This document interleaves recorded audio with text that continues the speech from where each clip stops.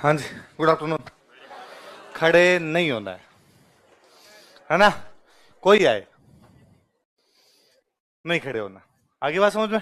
क्यों खड़े होना? किस बात पे खड़े होते हो आप? मैं गुरुजी लगता हूं तुम्हें किसी एंगल से? दाढ़ी बढ़ी हुई, बाहें चढ़ाई हुई, मुझे खुद को शर्म आती है आप गुरुजी कहते हो तो। हाँ, उल्टा आप तो मेरे से हाथ मिला लिया करो, हाय राजवीर। मैं यूं खुद को थोड़ा यंग फील करूंगा ज्यादा। आप यूं फील करवाते हो, देख तुम बूढ़ा है, तेरे सम्मान में खड़ा होना पड़ेगा। खड़े बड़े नहीं होना आपने। कहां तक पढ़ा था कल, क्या पढ़ा? चलो थोड़ा सुनाओगे पुराना? राजस्थान में पुरातत्व का जनक किसको माना जाता है? कार्लाइल। कार्लाइल ने पाषाण काल की जब यहाँ खुदाई करवाई तो सी ए हैकेट नाम के आदमी को क्या प्राप्त हुए? हैंडेक्स प्राप्त हुए। हैंडेक्स कहां कहां से मिले? जयपुर और इंद्रगढ़। वैसे कुछ हैंडेक्स छटनकार को कहां से मिले? वैसे कुछ हैंडेक्स जालोर से किसको मिले? बी आलचीन को। अच्छा, फिर अपने सबसे पुरानी सभ्यता यदि कोई मानी जाती है तो वो कौन सी है? भागो। कौन से जिले में? कौन सी नदी के किनारे? और इसे हम प्राचीन सभ्यताओं का किसने उत्खनन किया यहाँ का? वीरेंद्रनाथ मिश्र। कौन सी जगह का किया गया? महासत्य। किसका? महासत्य। हमें यहाँ से क्या क्या चीजें प्राप्त होती है? लघु पाषाण उपकरण, domestication of animals, agriculture, copper needle with hole, तांबे की छेद वाली सुई। हमें एक बाड़मेर से सेंटर और मिला है, तिलवाड़ा। कौन से जिले में? बाड़मेर में। कौन सी नदी के किनारे? किसने उत्खनन किया? क्या क्या चीजें मिली? लघु पाषाण उपकरण, पशुपालन और अग्निकुंड। क्या मिला? अग्निकुंड। इसके बाद बाड़मेर में एक सेंटर और मिला हमें। हमें अजमेर में एक सेंटर मिला। हमें नागौर में 2 सेंटर मिले। ताम्र पाषाण काल के अधिकतर केंद्र कौन सी नदी के किनारे? इसलिए सभ्यता क्या कहलाती है? इसका प्रमुख केंद्र कौन सा था? इसलिए सभ्यता क्या कहलाती है? इसकी खोज किसने की? रतन चंद्र अग्रो। पहला बड़ा केंद्र कौन सा अपने पास? आहड़। कौन से जिले में? कौन सी नदियों के किनारे? आयड, कदो या बेड़च। इसके पुराने टाइम में क्या नाम थे? आघाटपुर या आठपुर। इसका लोकल नाम क्या है? इसका उत्खनन किस किसने किया? अक्षय कीर्ति व्यास, रतन चंद्र अग्रवाल, हंसमुख धीरज सांकलिया और वीरेंद्रनाथ। ये हमें पता चला कि आहड़ एक कैसा केंद्र हुआ करता था? व्यापारिक। और इसका संबंध दूसरी विदेशी सभ्यताओं से भी था। अच्छा, यहाँ पे क्या निर्यात करते हो, क्या बेचते होंगे? तो हम कहते हैं यहाँ पे किसकी भट्टियां मिली है? तांबे की भट्टियां मिली, इसलिए नाम ही क्या पड़ गया इसका? ताम्रवती नगरी। और यहाँ पे कौन से उद्योग के साक्ष्य? रंगाई। कपड़ों को रंगाई छपाई का कोई ना कोई काम करते हो। और दुकानों से क्या मिले हमें? बाट प्राप्त होते हैं। अफगानिस्तान सामान बेचते थे, तो अफगानिस्तान की क्या चीज मिली है? लाजवर्द मन के क्या प्राप्त होते हैं? Lapis lazuli. क्या प्राप्त होती है? लेपिस लाजुली, लाजवर्द प्राप्त होती है। कहां से? आहड़। आहड़ से, जो है कहां की वास्तव में? अफगानिस्तान है। अफगानिस्तान की। अपने को तो कहां से मिली है? क्या होता है लाजवर्द? नीले रंग का पत्थर होता है। किस रंग का पत्थर होता है? मैं सुनो लो, एक बात और बताता हूँ। ये क्वेश्चन पूछा हुआ है कि आहड़ का विदेशी सभ्यताओं के साथ में संपर्क था, इसकी जानकारी कैसे मिलती है? लाजवर्द से। किसे मिलती है? या लेपिस लाजुली से जानकारी प्राप्त होती है। मैं अभी ये दिवाली वाली छुट्टियां थी तो रसिया गया हुआ था। वहां राजा के 2 महल है। एक महल का नाम है समर पैलेस, एक का नाम है विंटर पैलेस। क्या नाम है? समर पैलेस और विंटर पैलेस। तो हमारे जो गाइड थे वहां, रूस के अंदर जो गाइड थे, वो एक गुजराती भैया मिल गए। तो दूसरे देशों में क्या दिक्कत ही रहती है? भाषा वाली दिक्कत रहती है कि भाई पहली बात तो न तो अपने को अंग्रेजी ढंग से आती, न रसिया वालों को अंग्रेजी आती। दोनों चक्कर रहता है भाई। उनकी भाषा रसियन, तो वो भी इंग्लिश ढंग से नहीं जानते, न अपने इंग्लिश ढंग से जानते हैं। तो कोई गाइड आ भी जाता है इंग्लिश वाला, तो भी आप बात करते हो तो प्रॉपर जिस तरीके से आप पूछना चाहते हो वैसे उनसे पूछ नहीं पाते। तो मैं बार पहले गया था तब वहां गाइड रशियन मिले थे। इस बार गए तो इस बार थोड़ी किस्मत काम की। इस बार एक गाइड मिले गुजराती भैया। अपने गुजरात के एक भैया थे, एमबीबीएस करने के लिए रशिया गए। एमबीबीएस तो चल ही रही थी, साथ में एक रशियन लड़की से शादी की, उधर ही शिफ्ट हो गए। तो कई सालों से भैया वहीं बैठे हुए थे। भैया ने साथ में एक्सपोर्ट इंपोर्ट का बिजनेस कर दिया। गुज्जू भाई था, गुजराती भाई है, गुजराती भाई बिजनेस जानता है। तो उधर उन्होंने कहा कि अच्छा यहाँ क्या चीज कम है साहब? ये चीज कम है, इंडिया से मंगाओ। इंडिया में अपने क्या कम है? ये यहाँ से भेज दो, तो इंपोर्ट एक्सपोर्ट हो गया। साथ में कोई टूरिज्म का डिपार्ट और डिप्लोमा कर लिया। टूरिज्म का डिप्लोमा करके गाइड का लाइसेंस ले लिया, घुमाने का काम शुरू कर दिया। साथ में 5-7 गाड़ियां खरीद लिया बीते सालों में। 20-1 साल हो गए उनको रहते हुए। तो गाड़ियां भी अपनी, गाइड भी अपने, घुमाएंगे भी अपने, सामान भी अपने भेजेंगे, सामान मंगाएंगे भी अपने। वाइफ डॉक्टर है, तो भैया का एकदम सेट हो रखा बिजनेस। अब भैया मिल गए थे, उनसे तो अपने हिंदी में बात कर सकते हैं। उनसे हमने खूब सारी बातें पूछी, उनको जानकारियां भी खूब अच्छी थी। तो उन्होंने हमें एक कमरे में ले गए, समर पैलेस के अंदर एक कमरा था, इस कमरे में पूरे में हरे रंग का पत्थर लगा हुआ। किस रंग का? पूरे में हरा पत्थर, हरा पत्थर, हरा पत्थर लगा हुआ एकदम, और चमके, शानदार चमके पत्थर, मतलब दीवारों पे भी हरा पत्थर, टेबल है तो उस पे भी हरा पत्थर, कोई पेन स्टैंड है तो उस पे भी हरा पत्थर, सब जगह हरा पत्थर। उन भैया ने कहा कि ये जो हरा पत्थर है इसको बोलते हैं मेलेकाइट। क्या बोलते हैं? मेलेकाइट है, और रसिया के लोग ये मानते हैं कि ये सिंबल ऑफ पावर है। क्या है? जिसके पास हरा पत्थर होगा, जिसके पास मेलेकाइट होगा, उसके पास शक्ति होगी। तो रूस के राजा ये मानते थे कि शक्ति उसी के पास होगी जिसके पास क्या होगा? हरा पत्थर। और ये रसिया में ही होता है और कहीं होता ही नहीं। तो ये हरे पत्थर को निकाल निकाल के यहाँ पे रखा करते थे। पर पूरा यूरोप को लगता था कि यार हरा पत्थर तो अपने पास भी हो जाना चाहिए, कुछ तो अपने पास भी होना चाहिए। फिर बाकी जैसे इंग्लैंड था, जर्मनी था, फ्रांस था, स्वीडन था, इनके जो राजा रानी थे वो रूस से मंगवाते हरा पत्थर। हरा पत्थर मंगवा के उसकी अंगूठियां बनवा लिया करते, कोई रानियां अपने नेकलेस बनवा लेती, कोई झुमके उमके बनवा लेते, कुछ ब्रेसलेट बनवा लेते, ऐसा एक आधा कुछ होता। बहुत महंगा पत्थर आया करता था। ऐसे रशिया में एक पत्थर और होता, अंबर। कौन सा पत्थर होता है? वो लाल रंग का पत्थर होता। तो एक कमरा उन्होंने और दिखाया, उसमें पूरे में लाल लाल लाल पत्थर लगा, उनका ये अंबर है। और रसिया के लोग ये मानते थे कि अंबर जो है वो सिंबल ऑफ हेल्थ है, जिसके पास अंबर रहेगा उसकी हेल्थ क्या रहेगी? अच्छी। तो रशिया वालों के पास तो खूब सारा अंबर था, तो इनके तो राजा रानी खूब सारा पहन पहन के रखते, और कमरे में देखो चारों तरफ लगा दिया इन्होंने। पर बेचारे बाकी इंग्लैंड, स्वीडन, स्पेन, जर्मनी, ये जो होते, इनके पास थोड़ा थोड़ा सा होता था, यहाँ से मंगवाना पड़ता, मंगवाएंगे चीजें कमी होगी, थोड़ा थोड़ा होता था, एक आधी कोई अंगूठी बनवाते, एक आधी ब्रेसलेट बनवाते। फिर कि मान लो कभी England, Spain, Germany, Sweden, France के राजा रसिया आते, तो वो मान लो इंग्लैंड की रानी आई और उसने ब्रेसलेट पहन रखा है, उसके अंदर अंबर है, उसके अंदर उसने मेलेकाइट डाल रखा है। फिर ये रसिया वाले जो राजा महाराजा थे, ये उसको उस कमरे में लेके जाते, इस पूरे कमरे में क्या लगा हुआ है? मेलेकाइट। इस पूरे कमरे में क्या लगा? अंबर। और उसे फील करवाते कि मंगते एक ब्रेसलेट के अंदर अंबर पहन के दिखा हो रहा है सबको बाहर, यहाँ देख चारों तरफ कमरे के अंदर है। तो उन्होंने बताया ये देखो दो पत्थर है, एक हरे रंग का पत्थर ये मेलेकाइट है, एक लाल रंग का पत्थर ये अंबर है। केवल रशिया में होता था। यूं अलग अलग कमरों में हमें लेके जा रहे थे, तो एक कमरे में जाते पूरे में नीला नीला नीला पत्थर लगा हुआ है एकदम। वो भैया कुछ बोलते उनसे पहले मैं बोला कि ये लेपिस लाजुली है, ब्लू कलर का पत्थर था, लाजवर्द है। तुम कहा अरे आपको कैसे पता लाजवर्द है? मैं भाई साहब इतने बड़े नहीं है। यदि ये अफगानिस्तान है, अफगानिस्तान के इस साइड में रसिया था तो इधर इंडिया था, यदि रसिया वाले अफगानिस्तान से पत्थर ले गए होंगे तो इंडिया वाले भी तो लाए होंगे। और भाई साहब तू तो राजा रानी की बता रहा, हमारे तो आहड़ में मिल गया। हमारे तो साधारण लोग ही लाजवर्द पहन के रखा करते थे, हम तो पहले से रिच हुआ करते थे। तो उनका अच्छा यार ये मुझे पता नहीं था कि अब राजस्थान में भी ये मिल रहा है। तो लाजवर्द बहुत महंगी चीज थी, रशिया के राजा महाराजा यूज लिया करते थे, तो अपने भी कहाँ मिला? आहड़ से। कहां से मिला? तो आहड़ में लाजवर्द मिलना ये बताता कि इनका कॉन्टेक्ट किसके साथ था। याद रहेगी बात? आगे बताऊं? चलो आगे बढ़ते। कितनी चीजें लिखवाई थी? चार? पांचवी लिखते हैं। सुनना देखो एक बार, फिर लिखना आप। एक पानी का जग मिला है जिसके हत्थे नहीं है। हैंडल जो होता है हैंडल, तो हैंडल नहीं है उसके। देखो बिना हत्थे का जल पात्र, विदाउट हैंडल वाटर पोट। बिना हत्थे का जल पात्र, विदाउट हैंडल वाटर पोट। बिना हत्थे का जल पात्र, विदाउट हैंडल वाटर पोट। कभी अपने नोटिस करना आप, अपने यहाँ पे पानी के जो भी बड़े बर्तन होंगे ना उनमें हैंडल है। जैसे अपना ये होता जग, जग में साइड में पकड़ने का हैंडल होता है। जैसे बाल्टी, ऊपर पकड़ने का हैंडल होगा। लेकिन एक ऐसा बर्तन मिला है आहड़ से जिसके हैंडल नहीं। तो अपने कहा अपने तो बिना हैंडल वाले होते ही नहीं थे, अपने तो जो भी पानी का बड़ा बर्तन होगा तो हैंडल लगाएंगे। ये फिर कहां से आया? तो पता चला यार ये बर्तन है ईरान से। कहां से चला? कि ऐसे बर्तन ईरान के अंदर हुआ करते थे। तो अब बिना हत्थे का जल पात्र आपको कौन सी सभ्यता की जानकारी देता है? आगे लिख लो डेस्क लगा के, इससे ईरानी सभ्यता की जानकारी मिलती है। It provides information about Persian civilization. Persia बोलते थे ईरान को तब। It provides information about Persian civilization, इससे ईरानी सभ्यता की जानकारी मिलती है। किसकी जानकारी मिलती है? ईरानी सभ्यता की जानकारी मिलती है। It provides information about Persian civilization. क्या हुआ? कुछ समझ में आ गई बात? एक यहां से एक सिक्का मिला है जिसपे अपोलो का चित्र बना हुआ है। किसका चित्र है?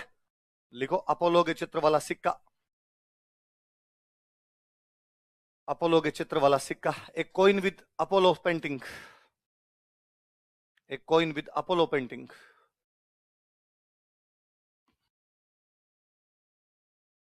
एक कॉइन विद अपोलो पेंटिंग। अपने कहा यार ऐसे सिक्के अपने तो होते ही नहीं थे, ये सिक्का कहां से आया? तो पता चला ये सिक्का है यूनान से। कहां से है? तो इससे कोई कौन सी सभ्यता की जानकारी मिलती है? लिख लो, इससे यूनानी सभ्यता की जानकारी मिलती है। It provides information about Greek civilization. Greece Greece बोलते हैं यूनान को ना। It provides information about Greek civilization. इससे यूनानी सभ्यता की जानकारी मिलती है। It provides information about Greek civilization. कौन सी सभ्यता की जानकारी मिलती है? यूनानी सभ्यता की जानकारी मिलती है। It provides information about Greek civilization. अब कोई आपसे पूछ ले कि आहड़ का संबंध विदेशी संस्कृतियों से था, कौन कौन सी विदेशी संस्कृतियों से था, और आप इस बात को कैसे प्रूव कर सकते हैं, बता दोगे? यहां से मिलने वाले लाजवर्द मन के इसका संबंध अफगानिस्तान के साथ बताते हैं। बिना हत्थे का जलपत्र इसे ईरानी सभ्यता के साथ जोड़ता है। अपोलो के चित्र वाला सिक्का इसे यूनान के साथ जोड़ देता है। इसका मतलब आहड़ एक व्यापारिक केंद्र था। यहाँ से तांबा भेजते होंगे, यहाँ से रंगाई छपाई की चीजें भेजते होंगे, इसलिए यहाँ पर बाहर की चीजें आ गई। पाठ का मिलना भी हमें दिखाता है कि ये क्या था अपने आप के अंदर, एक व्यापारिक, है ना। तो मेंस में प्री में कुछ भी पूछ ले, सारी बातें बताई जा सकती है। लिख लोगे, अपोलो कहाँ के देवता थे? यूनान। कहाँ के देवता थे? अपने जिसको कहते हैं सूर्य, उसको बोलते हैं अपोलो। अपने जिनको सूर्य बोलते हैं, ये उनको क्या बोलते हैं? कभी एक हॉलीवुड की मूवी देखी हो या नहीं देखी तो कभी देखना, ट्रोय। हॉलीवुड की एक मूवी है ट्रोय नाम करके ना, इटली का एक शहर था ट्रोय, उसके नाम पर बनी हुई एक मूवी है। तो उस ट्रोय मूवी के अंदर एक सीन है, ब्रैड पिट उसके अंदर हीरो है। तो ब्रैड पिट एक मूर्ति तोड़ता है, मूर्ति तोड़ता तब वो कहता है, ये रहा तुम्हारा अपोलो, सूर्य का देवता। ये रहा तुम्हारा अपोलो, सूर्य का देवता। तो वो लोग सूर्य को क्या बोला करते थे? अपने जिनको सूर्य कहते उनको वो क्या कह दिया करते? अपोलो। तो अपोलो का सिक्का मिला, इसका मतलब कौन सी सभ्यता की जानकारी? यूनान। कौन सी सभ्यता? यूनान। याद रहेगी बात। और देखा, आगे आगे पढ़ते हैं। अपने को यहां से काले रंग के और लाल रंग के बड़े बड़े मिट्टी के बर्तन मिले हैं। कौन कौन से रंग के? काले व लाल रंग के। मृद भांड लिखो, काले व लाल मृद भांड, रेड एंड ब्लैक अर्दनवेयर्स।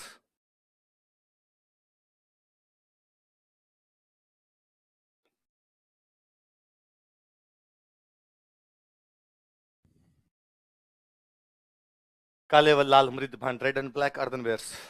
मैं वापस समझाता हूं, देखो। मृदा, मृदा का मतलब क्या होता है? मिट्टी। मृदा का मतलब मिट्टी। भांडे मतलब बर्तन।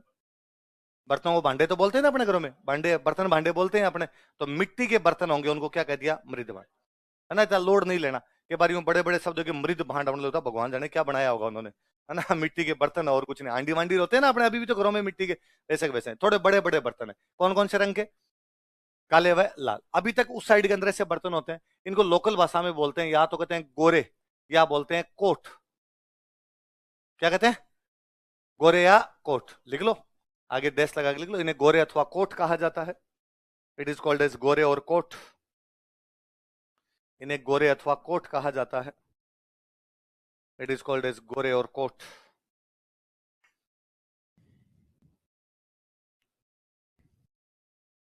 क्या कहा जाता है? इन्हें गोरे अथवा कोट कहा जाता है। किसको? जो काले व लाल क्या मिले? मृद भांड। क्या होते हैं मृद भांड? मिट्टी के बर्तन। वैसे मिट्टी की यदि मूर्तियां बनती हैं तो उनको बोलते हैं मण मूर्ति। क्या बोलते हैं? मण मूर्ति का मतलब क्या? मिट्टी की मूर्ति। तो यहां से हमें बैल की मण मूर्ति मिली है। किसकी मण मूर्ति मिली है? लिख लो, बैल की मण मूर्ति। Bull terracotta.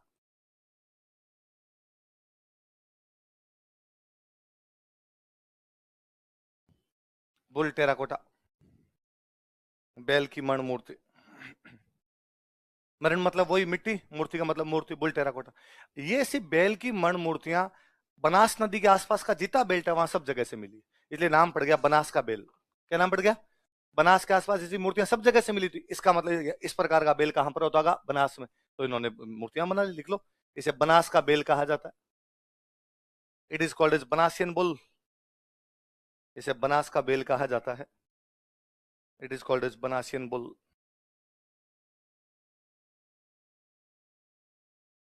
क्या कहा जाता है? इसे बनास का बेल कहा जाता है। अब देखो, बेल की मूर्ति मिलना इस तरफ इशारा करता है कि खेती होने लग गई। बेल की मण मूर्ति बताती क्या होने लग गई? अग्निकुंड बताते हैं धार्मिक हो गया बंदा। बेल की मण मूर्तियां बताती क्या होने लग गई? खेती। क्योंकि खेत में हल जोतना पड़ेगा, हल जोतने के लिए काम आता बेल। हल जोतने काम क्या था? देखो, दुनिया की हर चीज के पीछे और कोई कारण हो ना हो, एक कारण पक्का होता है, आर्थिक। कौन सा कारण होता है? इकोनॉमिक कारण पक्का है। तो मनुष्य ने खेती शुरू की तो खेती के लिए क्या जोतना पड़ा? हल। हल के लिए क्या चाहिए था उसे? बैल। बैल किससे मिलेंगे? गाय। इसलिए गाय पवित्र हो गई। गाय क्या हो गई? और हमने कहा भाई रे गाय के हाथ नहीं लगाना, गाय को मारना नहीं, क्योंकि गाय को मार दोगे तो बैल कहां से मिलेंगे, और बैल नहीं मिलेंगे तो खेती कैसे करो? हल कैसे जोतोगे? हल नहीं जोतोगे तो खेती कैसे होगी? खेती नहीं होगी तो इनकम कैसे होगी? आर्थिक कारण था। आर्थिक हमारे पैसे टक्के में है, खेती के अंदर काम जो सबसे अधिक पशु आ रहा था वो कौन सा आ रहा था? बैल। इसलिए हमने कहा भाई बैल पवित्र है, बैल पवित्र है तो गाय भी अपने आप में क्या हो गई? तो दुनिया की हर घटना के पीछे कौन सा कारण जिम्मेदार है? मैं सुबह से लेकर शाम तक यहाँ पढ़ाता रहता हूँ, कारण क्या है? आप यदि चुपचाप 4 घंटे बैठ के पढ़ते रहते हो, कारण क्या है? ये थोड़ी आपको सर हम केवल ज्ञान प्राप्त करने हैं, सिलेक्शन नहीं करवाना। मैं तो कहता हूँ घर वालों ने भी आपको पढ़ने के लिए भेजा, इसके पीछे कारण क्या है?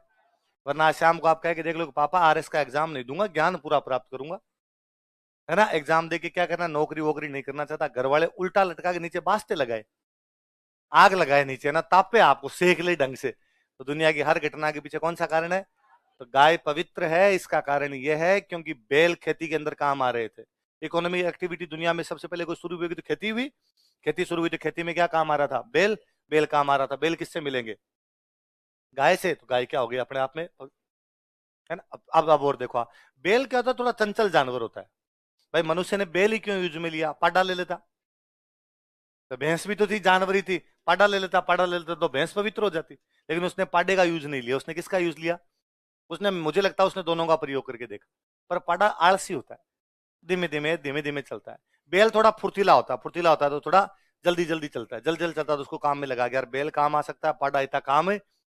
इसलिए आज भी अपने घर में कोई छोटा बच्चा हो और चंचल उछलता है, इधर घूम जाए, उधर भाग जाए, इधर भाग जाए, अपने कहते हैं टोकड़ी है। क्या है? गाय का जो छोटा बच्चा होता है उसको क्या बोलते हैं? टोकड़ी। अरे टोकड़ी की तरह छलांग लगा रहा है। और मैं तो अपने घर में कोई बंदा हो सारा दिन पड़ा रहे, खाए, कुछ ही ना करे, पाडो है ना? सारा दिन पाडे की तरफ पड़ा पड़ा खाता रहता है, करता कुछ भी नहीं है, तो वो पाडा हो गया। क्यों? पाडा खाता ज्यादा है, काम करता कम। बैल खाता कम था, काम करता ज्यादा। वैसे तो सब चीजों के पीछे एक ही कारण है, कौन सा? पैसा बाबू भैया, पैसा।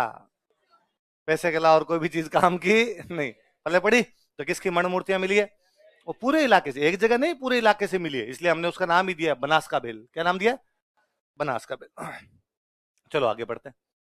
अपने को यहां से जो मकान होते हैं, मकानों की जो नींव होती है, नींव समझ गए? नींव होती है वो पत्थर की बनी हुई है, लिखो पत्थर की नींव, स्टोन फाउंडेशन। पत्थर की नींव, स्टोन फाउंडेशन।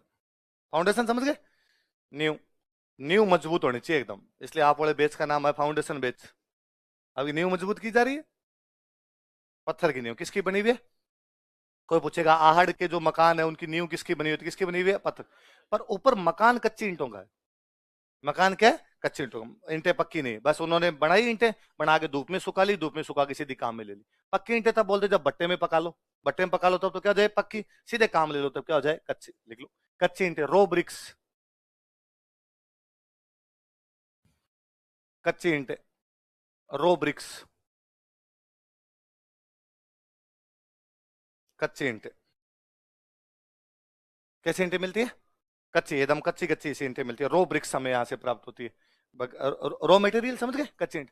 पर वो ये जानते थे कि यार एकदम ये कच्ची जो ईंटें होगी तो ये मकान इतना मजबूत नहीं बन पाएगा, इसलिए इस मिट्टी में, मिट्टी की बनाते हैं ईंटें, इस मिट्टी के अंदर उन्होंने एक बजरी जैसी चीज मिलानी शुरू की। उस चीज को बोलते हैं क्वार्ट्ज। क्या बोलते हैं? तो मजबूती के लिए क्या मिला लिया करते थे? क्वार्ट्ज। लिखो आप क्वार्ट्ज। क्वार्ट्ज आगे लिख लो, ईंटों में मजबूती के लिए, फॉर स्ट्रेंथ इन ब्रिक्स। ईंटों में मजबूती देने के लिए, फॉर स्ट्रेंथ इन ब्रिक्स। अब तीनों चीजें एक साथ याद रखनी है। नींव किसकी बनी होती थी? पत्थरों की। मकान किसके बने होते थे? ईंटों, कच्चे ईंटों के। लेकिन कच्चे ईंटों को मजबूती देने के लिए क्या मिलाते? बजरी होती है, बजरी। बजरी जैसी चीज मिला लिया करते ताकि इतनी कच्ची भी नहीं रहे, थोड़े मकान ठीक बने रहे उनके। आगे बात समझ में? अच्छा, लाशें मिली है, कहीं कब्रिस्तान है, कब्रिस्तान में लाश मिली है, तो लाश के साथ में आभूषण रखे हुए। क्या रखे हुए? लिखो, शव के साथ आभूषण। Ornaments with dead body, ornaments with dead body. शव के साथ आभूषण, समझ गए ना? गहने। शव के साथ आभूषण, ऑर्नामेंट्स विद डेड बॉडी। शव के साथ आभूषण, ये शो करते हैं, इस चीज की तरफ इशारा करते हैं कि वो लोग ये मानते थे कि पुनर्जन्म होता है। क्या होता है? एक आदमी मर गया, उसको दफना के तो साथ में गहने और रखेगी, अगले जन्म में काम आएंगे। किस में काम आएंगे? और ये दुनिया में सब तरफ ये थ्योरी रही थी। जैसे आपने एक देश का नाम सुना हो, इजिप्ट, मिस्र, तो आप सुनते हो कि मिस्र में पिरामिड बनाए। पिरामिड क्या कब्रिस्तान है? उनके अंदर ले जाके वो रखा करते थे, लाश रखते थे। उन्होंने तो और जोरदार किया, लाश ले जाके रख दी कब्रिस, उसके ऊपर पिरामिड बना दिया, बाहर एक कमरा बनाते, उसमें डेली खाना रख के आते, किसको भूख लगेगी तो। डेली, और डेली बात चेंज करके आते हैं, अच्छा कल नहीं खाया, चलो आज वापस चेंज करते हैं, कल वाली सब्जी अच्छी नहीं थी, आज वापस रख के आते हैं। तो हमेशा वो और रख के आया करते थे, और उसकी जो फेवरेट सब्जियां थी वो और रख के आते। ये दुनिया में तमाम लोग ये मानते रहे कि शरीर मरता है, आत्मा नहीं मरती। शरीर मरता है लेकिन आत्मा, तो आत्मा को भूख लगेगी, आत्मा को भूख लगेगी तो कुछ ना कुछ तो खाएगा। तो इनको लगा भूख तो लगे नहीं लगे, पर सोना तो साथ में रहे तो ठीक है। भारत में लोगों को सोने से तो प्यार होता ही है, सोने से प्यार होता है। उन्होंने कहा, किसी ने कहा होगा मरते टाइम को, मैं मर रहा हूं पर मेरे गहने भाई रहे, मेरे साथ में ही रखना। तो सौ के साथ में क्या दफना दिया हमने। एक जगह है जहां से 6 चूल्हे मिले। कितने चूल्हे मिले? लिख लो, 6 चूल्हे। कोई पूछेगा एक स्थान से 6 चूल्हे कहां पर प्राप्त होते हैं हमें, तो आहड़। कहां पे प्राप्त होते हैं? आहड़ से। एक जगह से इतने सारे चूल्हे दो तरफ इशारा करते हैं, या तो कोई ज्वाइंट फैमिली है। क्या है? 50 एक लोग एक साथ रहते होंगे, बड़ा परिवार, 3 दादों का परिवार होगा, एक एक 10-10 है तो 30 तो सीधे ही होगी। उनके और हुए होंगे, उनकी बीननी आई होगी, यूं करके 50 एक आदमियों का रहा होगा। अब एक चूल्हा हो तब तो एक बीननी सुबह लगे शाम तक खाना ही नहीं बने। तो बाद 5-7 चूल्हे बनाए होंगे, एक पे पानी गर्म कर लेंगे, एक पे दूध डालेंगे, एक पे कोई सब्जी बन जाएगी, एक पे रोटी बन जाएगी, ऐसा कुछ किया होगा। एक ही जगह से कितने चूल्हे मिलते हैं? या ये भी हो सकता है भंडारा करते हो। क्या करते हो कि 12 महीने में कभी या महीने में कभी एक साथ खाना खाता हो, पूरा गांव एक साथ खाना खाता हो, पूरा गांव एक साथ खाना खाएगा तो एक चूल्हे पे बन जाएगा, चूल्हे ज्यादा होने चाहिए। एक जगह से 6 चूल्हे किस तरफ इशारा करते हैं? ज्वाइंट फैमिली या सामूहिक भोजन, किसकी तरफ इशारा करते हैं? लिख लो, संयुक्त परिवार या सामूहिक भोजन की जानकारी मिलती है। It provides information about joint family और कलेक्टिव फीस्ट। संयुक्त परिवार या सामूहिक भोजन की जानकारी मिलती है। It provides information about joint family और कलेक्टिव फीस्ट। संयुक्त परिवार या सामूहिक भोजन की जानकारी मिलती है। It provides information about joint family और कलेक्टिव फीस्ट। कोई पूछेगा हमें राजस्थान के कौन सी जगह से सामूहिक भोजन व्यवस्था या संयुक्त परिवार की जानकारी यहाँ प्राप्त होती है? आहड़। क्या पूछेगा? आहड़ से संयुक्त परिवार सामूहिक भोजन की जानकारी किन चीजों को देखकर प्राप्त होती है? एक जगह से कितने चूल्हे? इनमें एक चूल्हा जिसके 2 मुंह है, 2 मुंह वाला चूल्हा है, मतलब यूं बीच में ज्वाइंट है, एक मुंह इधर एक मुंह इधर, मतलब इधर तो आप दाल से डालो, इधर रोटियां बनाओ। ऐसे चूल्हे अभी तक भी अपने गांव के अंदर मिल जाते हैं, लिख लो, 2 मुंह वाला चूल्हा। डबल फेस्ट स्टोव, 2 मुंह वाला चूल्हा, डबल फेस्ट स्टोव।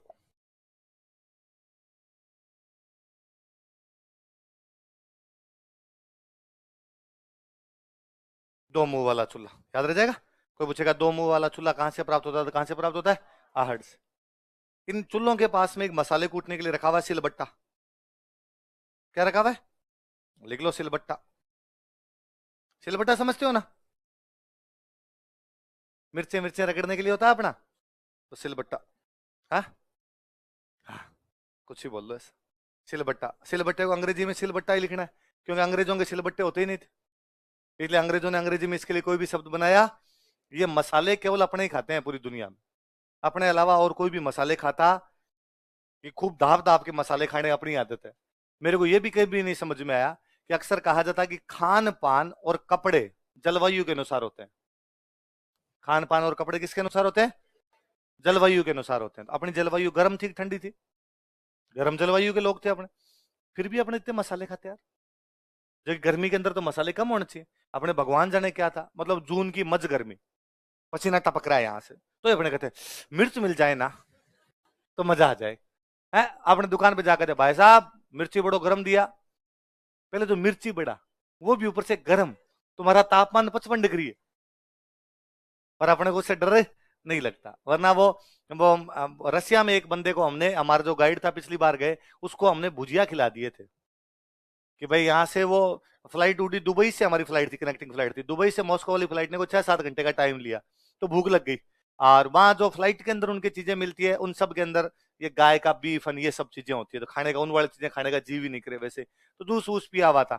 तो हम जैसे उतरे, हमारा सामान आया, तो हम सामान में हमारा खूब सारा भुजियान बिस्कुट बांध के लेके गए थे यहाँ से कि वहां खाएंगे रे अपने। तो वहां जैसे सामान आया, सामान आते हमने वो गाड़ी में बैठे, गाड़ी में बैठते हमने हमारे भुजिया वाले पैकेट निकाले। अब अपने बीकानेर वाले भुजिया आते हैं अपने कैसे खाते हैं, धोबे भर भर के ऐसे खाते हैं, जैसे भी लगाते हैं अपने तो डायरेक्ट, और भूख और लगी तो और खाते हैं। तो अब आप खा रहे हो, आपके साथ में कोई बैठा तो अपना होता है ना भाई इसको ही खिलाए। तो हमारे गाइड को कहा, ड्राइवर तो हमारी तरफ देख नहीं रहा, ड्राइवर सीधा सीधा, मगर ड्राइवर को तो नहीं करना, इसको ही कर देते अपने गाइड को। तो हमने गाइड को कहा कि लो गाइड भैया, और आप भी थोड़े बुझे। तो उसने कहा नहीं नहीं नहीं यार तुम खाओ आराम से तुम्हारे। अरे मगे यार ऐसे थोड़ी दरिया दिल आदमी यार, अकेला अकेला कैसे खाएंगे। तो उसने कहा नो नो नो, अरे मगे यार ले यार ऐसे क्या कर रहा है। तो उसने बापड़े ने 2 भुजिया उठाए, 2 भुजिया मतलब 2 छोटे छोटे। अरे मैंने कहा और ले यार, उसने कहा अरे अरे बहुत। उसने 2 मुंह में लिए और उसने कहा मतलब उसकी जीभ बाहर आ गई। हमने पानी वानी पिलाया, मरेगा ही, क्योंकि उन बेचारों के कभी भी इस प्रकार के मसाले खाए हुए, ये मसाले खाने वाली आदत अपनी। और उसमें अपने बेसिकली राजस्थान वाले तो अपने पता नहीं कितने के मसाले खाते हैं। और मेरे एक मैं बीकानेर पढ़ा करता, तब मेरे एक रूममेट था, वो बात एमबीए करने के लिए चला गया पुणे। तो वो हमेशा किस्सा सुनाता है कि यार मैं जब पुणे एमबीए करता तो एक दिन मैं क्लास ले रहा था और भूख लग गई बीच में, तो मुझे लगा यार एक क्लास बंक मारते हैं, रूम पे जाकर खाना खा के आ जाते हैं। रूम पास में ही था, मैं रूम पे गया तो पता चला कुक ही नहीं आया अभी तक। तो मुझे लगा यार कुक आएगा बनाएगा, इससे अच्छा खाना बनाना तो आता ही था, फटाफट 2-3 रोटी अपने बना लेते हैं, अपने तो खा के चले जाते हैं, बाकी देख लेंगे अपने हिसाब से बनती रहेगी। तो लगा यार क्या बनाया जाए। तो उसने कहा कि मैंने आटा जब लगाया तो आटे में नमक मिर्च मिला लिया थोड़ा, कि नमक मिर्च के परांठे बना लेंगे, बनाते हैं अपने परांठे, जल्दी भी बन जाएंगे, खाने में टेस्टी भी लगेंगे, ठीक रहेगा। तो मैंने नमक मिर्च के परांठे बना लिए। अब मैं खाने के लिए बैठा, इतने में मेरा जो मराठी रूममेट था वो आ गया। तो उसने पूछा अरे भाई क्या हुआ। तो मैंने कहा यार भूख लग गई थी, मैं तो खाना खाने के लिए आया था, आजा तू भी खा ले, 4 परांठे बनाए, 2 तू कल 2 मैं खा लूं, आधी आधी मिटेगी दोनों की। तो उसने कहा क्या क्या है। तो मैंने कहा यार नमक मिर्च के परांठे बनाए थे। सब्जी। तो यार सब्जी तो अब टाइम ही नहीं था, तो वो गाँव से मिर्च वाला अचार आया हुआ था, तो मैं तो मिर्च वाले अचार के साथ खा रहा हूँ। तो आगे जैसे बैठा तो उसने देखा कि मैंने दही में भी मिर्चें डाल रखी, अपने दही में भी नमक मिर्च डालते हैं। तो पास में पानी का गिलास पड़ा था, उसने कहा थोड़ी मिर्चें इधर डाल ले।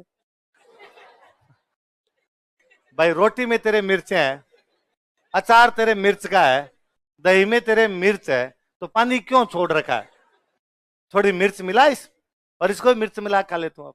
तो भाई रे अपने राजस्थानी पहले से ही मिर्चें खाया करते, इसलिए यहाँ पे क्या मिला है, क्या मिला है यहाँ पे, सिलबट्टा मिला। अपने वाले पहले यूं घोट घोट के खाने की आदत थी। और वो, और अपना साउथ इंडिया भी नहीं खाता, नॉर्थ ही खाता है। साउथ इंडिया में भी इतने मसाले नहीं खाए जाते हैं, ये अपने नॉर्थ वालों की प्रॉब्लम है कि अब नॉर्थ वाले मसाले खाते हैं, साउथ इंडिया मसाले नहीं खाता। यूरोप वाले तो एकदम ही नहीं खाते, उनके तो मसाले जैसी कोई चीज ही नहीं होती, इसलिए वो सब्जी बनाना तो वो जानते ही नहीं। उनके सीधा है, सब्जी मार्केट से लाए, गरम की खाली, और नहीं होता उनके कुछ भी इस प्रकार का, सीधा गर्म करके खा लेते हैं। रोटियां बनाना वो जानते नहीं, ब्रेड लाते हैं सीधी मार्केट से, ब्रेड सीधी सीधी खा लेते हैं, जैम वैम लगाई कुछ या और कुछ भी लगाया उनके, लगा के अपना खा लिया। इसलिए बापड़े शाम वाला खाना 6-7 बजे से पहले खा लेते हैं, बनाना तो है नहीं। सब्जियां गर्म कर ली एक तरफ, ब्रेड पड़ी थी, सीधे सीधे से उन्होंने खा ली। तो शाम वाला खाना 6-7 बजे कंप्लीट। बाद में रात को 9-10-1 बजे एक वोदका का पैक लेते हैं, चुपचाप सो जाते। इसके अलावा उनकी कोई भी दिनचर्या, ये साउथ वाले उनका खाना कितना इजी है, एक में बनाए दाल, एक में बनाए चावल, 2 कुकर लिए, एक में दाल एक में चावल, एक थाली ली, दोनों मिलाए मिला के खा लिए। तो है, कम होते हैं जी, अपने जितने नहीं होते। नहीं, होते तो है, पर भारत है, भारत में मसाले तो होते ही है, एकदम यूरोप जितने नहीं है, पर इतने मसाले भी नहीं होते, कम होते हैं मसाले वहां पे, थोड़े कम होते हैं, इसलिए महिलाओं को ज्यादा काम नहीं करना पड़ता। मसाले वाली चीजें कम खाते हैं, इसलिए महिलाओं को ज्यादा काम है, इसलिए साउथ इंडिया में विमेन एम्पावरमेंट है, यूरोप में विमेन एम्पावरमेंट ज्यादा है। अपने यहाँ पे कोई विमेन एम्पावरमेंट नहीं, क्योंकि अपनी महिलाओं की जिंदगी में एक ही सवाल है, रोटी। सुबह 6 बजे से लेकर दोपहर में 11 बजे तक उसकी जिंदगी का एक ही कर्तव्य है, क्या है, रोटी। शाम को 4 बजे से लेकर रात के 10 बजे तक उसका एक ही कर्तव्य क्या है, रोटी। और अपने मतलब मसाले वैसे थोड़ी है, अपने तो यूं देख देख के, और कि मुझे लगता है कितना टाइम लगाते हैं अपने रोटी बनाने में, कि पहले तेल चढ़ाया, उसको देखते रहते हैं, है ना, फिर थोड़ी देर में आसी आसी, अभी नहीं अभी नहीं, फिर उसमें जीरा डाल के देखते हैं आयो को नहीं, फिर वो आता है थोड़ी देर में, फिर उसमें मसाले डालते हैं, मसाले भी धीरे धीरे, पहले कोई नमक डालेंगे, मिर्च डालेंगे, या उसको घोलेंगे किधर, फिर डालेंगे, फिर कोई टमाटर डालेंगे, मिर्चें डालेंगे। एक सब्जी में कितना टाइम लगाते हैं, इसलिए तब तक हमारी महिलाओं की प्रगति नहीं होगी जब तक हम रोटियां खाते रहेंगे। क्या खाते रहेंगे? इसलिए यदि महिलाओं की प्रगति करनी तो हमें क्या खानी बंद करनी पड़ेगी? और इसके लिए लड़कियों, तुम्हें रोटियां बनानी बंद करनी पड़ेगी। तुम बगावत कर दोगे, आज से हम रोटियां खाओ, दाल चावल, एक कुकर में दाल, एक में चावल, सीटी लगी, तीन तीन उतारे फटाफट, एक ही थाली में डाले, खा लिए। यहाँ पे भाई साहब सब्जी अलग बनाओ, दाल अलग बनाओ, अचार अलग हो, रायते अलग हो, छाछ अलग हो, उनके सबके अलग अलग बर्तन हो, फिर उतने भांडे और मांजे जाए, ये है ना। इसलिए महिलाओं की प्रगति कहीं रुकी हुई है तो वो है फूंकनी में। चूल्हे में फूंकनियां मार मार के गांव वाले तो मर गई सारी की सारी। तो महिलाओं की प्रगति चूल्हे में रुकी हुई है। जब तक महिलाओं का चूल्हे से पीछा नहीं छूटेगा, इन मसालों से पीछा नहीं छूटेगा, तब तक हमारी महिलाएं सशक्त ही। और मुझे तो आजकल वो सबसे जोरदार लगता है कि आजकल क्या है, थोड़े पढ़े लिखे फैमिली हुई तो अपने कहना शुरू किया कि भाई रे, हमें तो बीननी नौकरी करो, हमें कोई दिक्कत नहीं है, हम तो मॉडर्न लोग हैं, बीननी भले ही नौकरी कर लो, भले ही नौकरी करने के लिए बाहर जाओ, सरकारी नौकरी करो, प्राइवेट करो, जो इसको करनी है वो करो, बस सुबह शाम रोटी बना दो। सुबह शाम क्या कर दो? अरे रोटी बनाना अपने आप में टास्क है, रोटी बनाना अपने आप में एक नौकरी है। आप दो नौकरी एक आदमी से नहीं करवा सकते, या तो रोटी बनवाई जाए या क्या किया जाए, नौकरी करवाई जाए। अब इसका मतलब सुबह 5 बजे उठो, पहले 8 बजे तक उनकी रोटियां बनाओ, फिर आप नौकरी के लिए जाओ, शाम को 4-5 बजे वहां से वापस आओ, फिर रोटियां बनाओ। तो लड़कियों विद्रोह करो, तुम करोगी कि नहीं करोगी? मरी मरी तो बोल रही हो, तुमसे कोई आशा नहीं है। अगली 3 पीढ़ियां ऐसे ही और बर्बाद होगी, तुम कुछ ही नहीं कर पाओगे, तुम खाली इंस्टाग्राम पे रील बना सकती हो, है ना। और मुझे ये तो दुर्भाग्य है, समाज का 50% हिस्सा अपने अधिकारों के प्रति जागरूक नहीं है। मसाले तेल आने में लगा हुआ है, तेलासी नहीं करना अपने ये काम। आगे वाली बात समझ में? आप वैसे रुखसा रहे हो। चलो, क्या क्या क्या मिला? चूल्हे, अच्छा चूल्हे एक जगह से, दो मुंह वाला चूल्हा और सिर्फ। क्या खाते होंगे ये लोग, कौन कौन से अनाज खाते थे? देखो, गेहूं, चावल और जवार।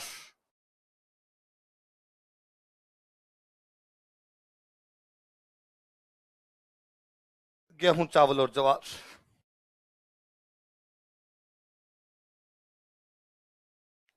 व्हीट, राइस और सोरगम।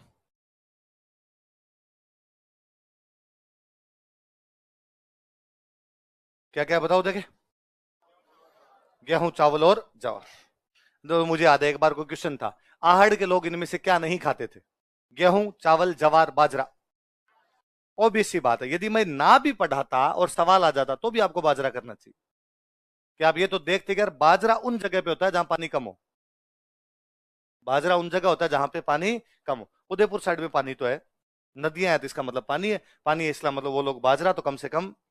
तो बाजरा खाने की परंपरा पश्चिमी राजस्थान में, क्योंकि पश्चिमी राजस्थान में पानी नहीं था, इसलिए ऐसी फसलों की आवश्यकता थी जो कम पानी के अंदर हो जाए। कम पानी में होने वाली फसल कौन सी थी? बाजरा। एक बड़ा इंटरेस्टिंग फैक्ट बताता हूं आपको, 13वीं शताब्दी से पहले पूरे राजस्थान में कहीं भी बाजरा नहीं है।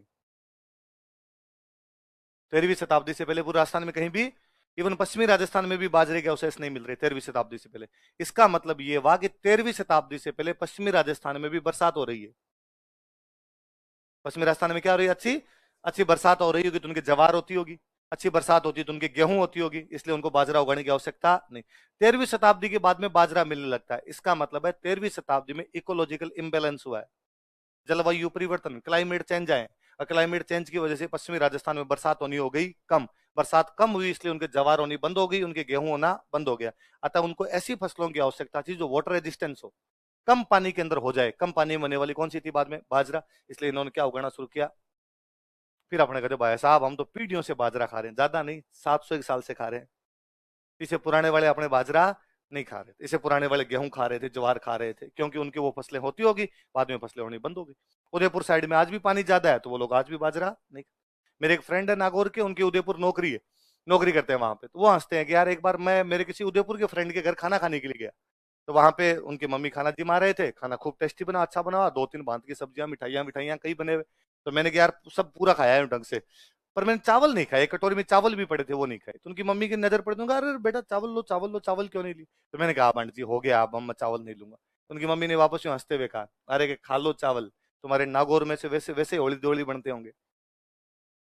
बात तो सही है, अपने चावल बनते तो होली दिवाली है। पश्चिमी राजस्थान में चावल चावल नहीं है, मिठाई है ना। पहले गांव के अंदर चावल चावल खीर इस प्रकार की चीजें बनती ना, उसमें रोटी सब्जी नहीं बनाते, मतलब टाबर चावल ही खाओ पूरे दिन। अब दूसरी चीज हम बनाएंगे, हलवा बनाया तो पूरे दिन बाद में क्या खाया जाए, हलवा। ये डबल डबल खर्चे, मतलब हलवा भी खाएगा रोटी भी खाएगा। ये छोड़ो, मकर संक्रांति पे बनाते गुलगुले। गुलगुले समझते हो, ये मीठे पकोड़े जो होते हैं इनको क्या बोलते हैं, गुलगुले। और मेरा अभी तक याद, पुआ पुआ जिसको आप कहते हो, मेरा अभी तक याद आता है जिस दिन ये गुलगुले बनते उसने रोटी नहीं बनाते। सारा दिन वो बस गुलगुले। मम्मी के पास जाते, मम्मी भूख है गुलगुला खा। सुबह से शाम तक गुलगुले गुलगुले हो जाया करते। तो मम्मी मुंह चरका करना है, थोड़ा मुंह फीका फीका हो रहा है, हमारा मीठा हो रहा है, तो वो पकौड़े दे देते। ये बड़े खा ले, ये खा ले, रोटियां नहीं बना के देंगे हम आपको। तो चावल भाई साहब, चावल नहीं है, चावल अपने लिए लग्जरी है। इसलिए हमने तो कहा कि जब मेहमान आएगा तब चावल खिलाएंगे। इसलिए आज भी अपने मेहमान आता तो क्या बना लेते हैं, कि अपने कम होता था, अपने होता ही नहीं आता, तो फिर कम होने वाली चीज हमेशा लग्जरी है, बहुत कम मिलेगी वो चीजें। तो कौन कौन सी फसलें होती थी इनके बताओ देखे। ये आहड़ की चीजें याद रहेगी आपको, मैं वापस याद दिलाऊं तो। मैं कहता हूं कि आहड़ एक विदेशी सभ्यताओं से संपर्क रखने वाली जगह थी। तो ये लोग किस चीज का निर्यात करते होंगे बताओ देखिए, तांबा। तो इनकी क्या मिली है, तांबे की भट्टियां। कौन सा उद्योग है, यदि चीजों को बेचते हैं इसका मतलब तोलते होंगे चीजों को, तो तोलते हैं तो क्या मिले, बाट। कहाँ बेचते होंगे, तो एक तो अपने बेचते हैं अफगानिस्तान, इसलिए अफगानिस्तान से अपने पास क्या आ गई, लाजवर्द आ गई। ये बेचते होंगे ईरान, इसलिए ईरान से क्या आ गया, बिना हत्थे का जलपत्र। ये बेचते होंगे यूनान, इसलिए यूनान से क्या आ गया, अपोलो के चित्र वाला सिक्का। कौन सा सिक्का आ गया, बड़े बड़े मिट्टी के बर्तन मिले हैं जिनको क्या कहा गया, मृद भांड। क्या कौन कौन से रंग के, और उनको लोकल भाषा में क्या नाम दिया, गोरे और कोट। क्या नाम दिया। और किसकी मरण मूर्ति मिली, अच्छा लाश के साथ में क्या मिले, शव के साथ क्या मिले, आभूषण। मकानों की जो नींव होती है वो कैसी बनाते, पक्की। मकान कैसा बनाते, कच्ची ईंटों का, पर उसमें मजबूती के लिए क्या मिलाते, एक ही जगह से कितने चूल्हे, उनमें एक चूल्हा कैसा है, मसाले कूटने के लिए सिलबट्टा। और कौन कौन सी फसलें खाते थे, सारी बातें याद रहेगी। ये एक केंद्र है इस सभ्यता का। दूसरा केंद्र लिखो, गिलूंड।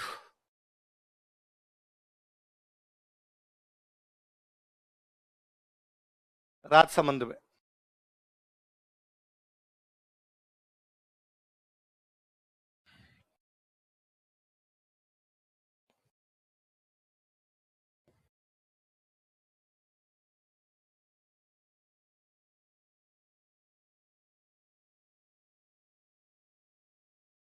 दूसरा सेंटर कौन सा है, गिलूंड। गिलूंड कहां पड़ता है, राजसमंद। उत्खनन करता लिखो आपने, एक्सकेवेटर कौन कौन थे,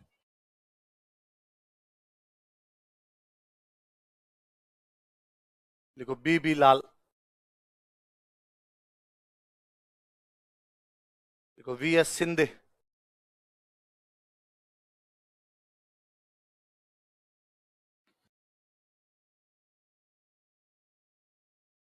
ग्रेगरी पोसल।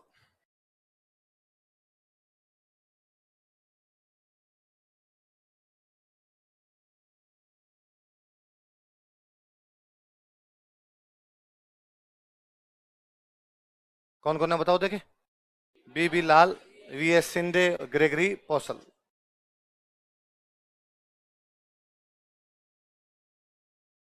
क्या क्या नाम है, बी लाल, वी एस सिंधे और ग्रेगरी पोसल। एग्जैक्टली जिस जगह का उत्खनन किया गया था ना, जैसे आप बागोर में जिस जगह का उत्खनन किया उसका नाम क्या था, महासतिया। यहां पर जिस जगह का उत्खनन हुआ उस जगह का नाम है मोडिया मगरी। क्या नाम नाम है, मगरी का मतलब होता है पहाड़ी। मगरी का मतलब क्या होता है, मेवाड़ साइड में पहाड़ी को बोलते हैं मगरी।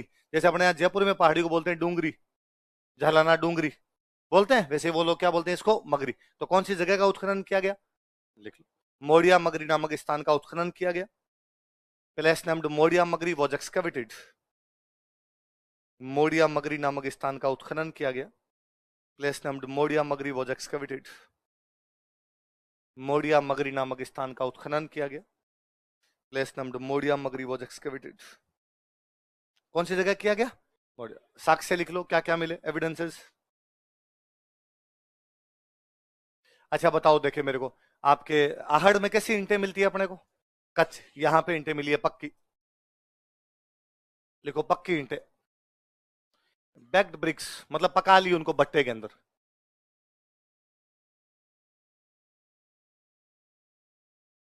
पक्की ईंटें।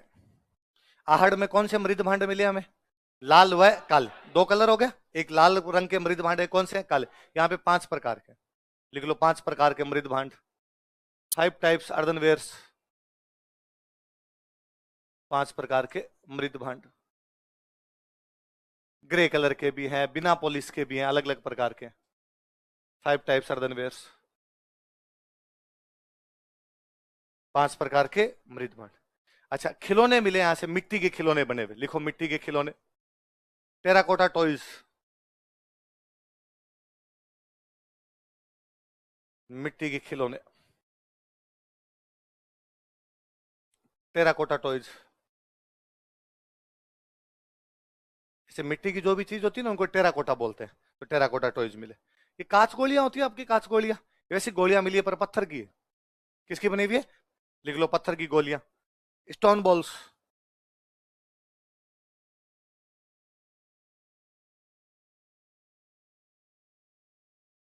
पत्थर की गोलियां, स्टोन बॉल्स। चूड़ियां मिली है हाथी दांत की, देख लो, हाथी दांत की चूड़ियां, आइवरी बैंगल्स।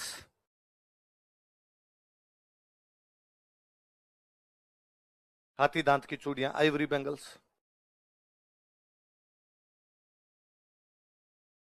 हाथी दांत की चूड़ियां, आइवरी बैंगल्स, ये 5 चीजें हैं। दोबारा बताओ, देखिए क्या क्या चीजें। वैसे याद करना, आहड़ में कैसी ईंटें, यहाँ पे कैसी, आहड़ में कौन से मृदभांड, लाल व काले, यहाँ पे कितने प्रकार के, फिर 3 चीजें। खिलौने किसके, गोलियां किसकी, चूड़ियां किसकी। कहां से मिले हैं सारी जगह, गिलून नाम की जगह से। उसमें भी कौन सी जगह का उत्खनन हुआ, मौर्या मगर। ये उत्खनन किस किसने किया, देख के बोलो, देखना, बीबी लाल, वी.एस. शिंदे, ग्रेगरी पोसल। क्या क्या नाम, दोबारा बोलो, है ना। अब मेंस में भी आपको पूछ ले कि गिलूंड के बारे में क्या जानते हो, बताओ, बता सकते हो, है ना। राजसमंद जिले में स्थित एक स्थान, जहां पर बीबी लाल, वी.एस. शिंदे तथा ग्रेगरी पोसल ने मोड़िया मगरी नामक स्थान का उत्खनन किया, जो कि ताम्र पाषाण काल से संबंधित या आहड़ सभ्यता से संबंधित एक केंद्र है, जहां से हमें आहड़ में जहां कच्ची ईंटें, वहीं पर यहाँ पक्की ईंटें प्राप्त हुई। 5 प्रकार के मृदभांड, मिट्टी के खिलौने, पत्थर की गोलियां तथा हाथी दांत की चूड़ियां आदि चीजें प्राप्त होती है। याद रहेगी सारी बातें। अगला सेंटर इसी का लिखते हैं, इस सभ्यता का। तीसरा लिखो, बालाथल।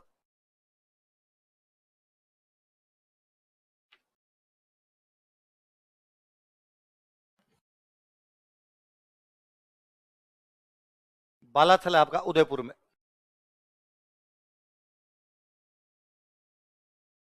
बालाथल कहां पर है, वही लिखो, उत्खनन करता वीरेंद्र नाथ मिश्र। पढ़ रहे थे कल अपने, वही वही।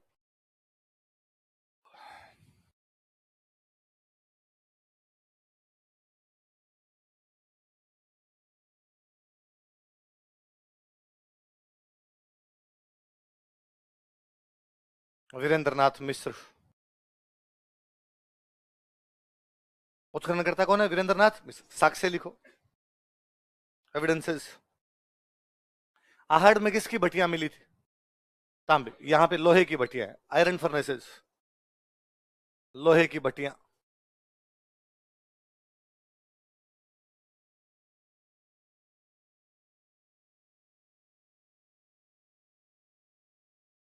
Iron furnaces. तो आहड़ में मिलती है अपने को तांबे की भट्टियां, बालाथल में अपने किसकी भट्टियां मिलती है, लोहे। एक घर मिला बड़ा सारा, उसमें 11 कमरे हैं, देखो 11 कमरों का एक भवन, या हाउस विद 11 रूम्स। 11 कमरों का एक भवन, इसका मतलब कोई चौधरी टाइप का बंदा रहता होगा उधर, तो बड़ा जमींदार टाइप का आदमी रहता होगा। 11 कमरों का एक भवन, या हाउस विद 11 रूम्स, पीजी है। हाँ, पीजी भी हो सकता है आपका। अच्छा, एक नलकूप मिला, नलकूप समझते हो ना, पानी निकालने के लिए, ट्यूबवेल। लिख लो, नलकूप, ट्यूबवेल। कूप, कूप का मतलब होता है कुआ। कूप का मतलब क्या होता है, कुआ। ऐसा कुआ इसमें नल लगा के पानी खींचा जाए, नल लगा के पानी खींचा जाए, इसलिए क्या हो गया वो आपका, नलकूप, ट्यूब। एक कपड़ा मिला, हाथ से बुना हुआ कपड़ा, लिख लो, हाथ से बुना हुआ कपड़ा, हैंडमेड क्लॉथ, हाथ से बुना कपड़ा।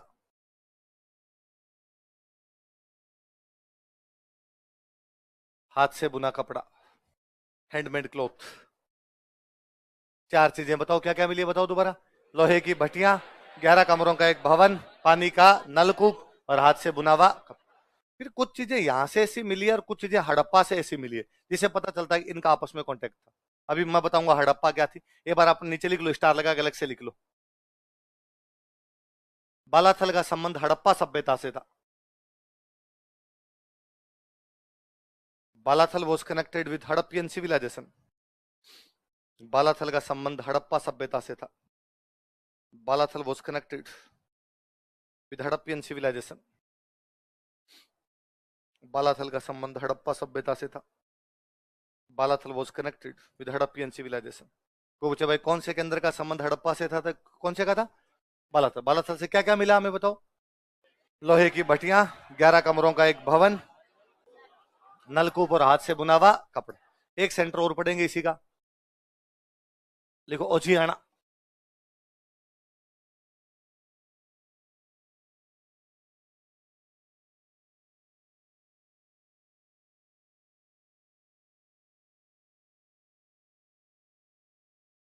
ओझियाना पड़ता है भाई भीलवाड़ा में।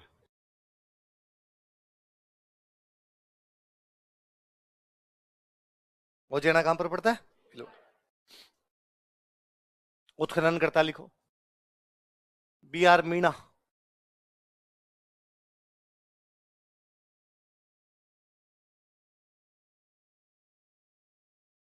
और आलोक त्रिपाठी।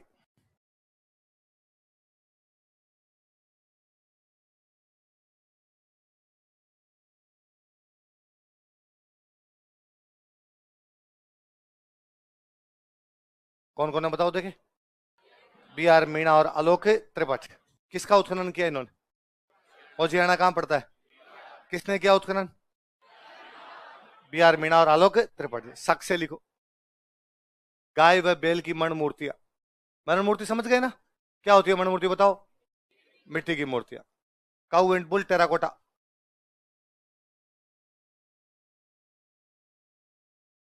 काऊ एंड बुल टेराकोटाज।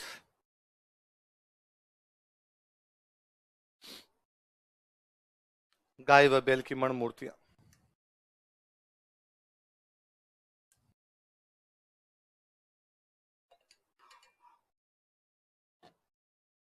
ये सारी चीजें कहां से मिली? ओझियाना। कहां से मिली है?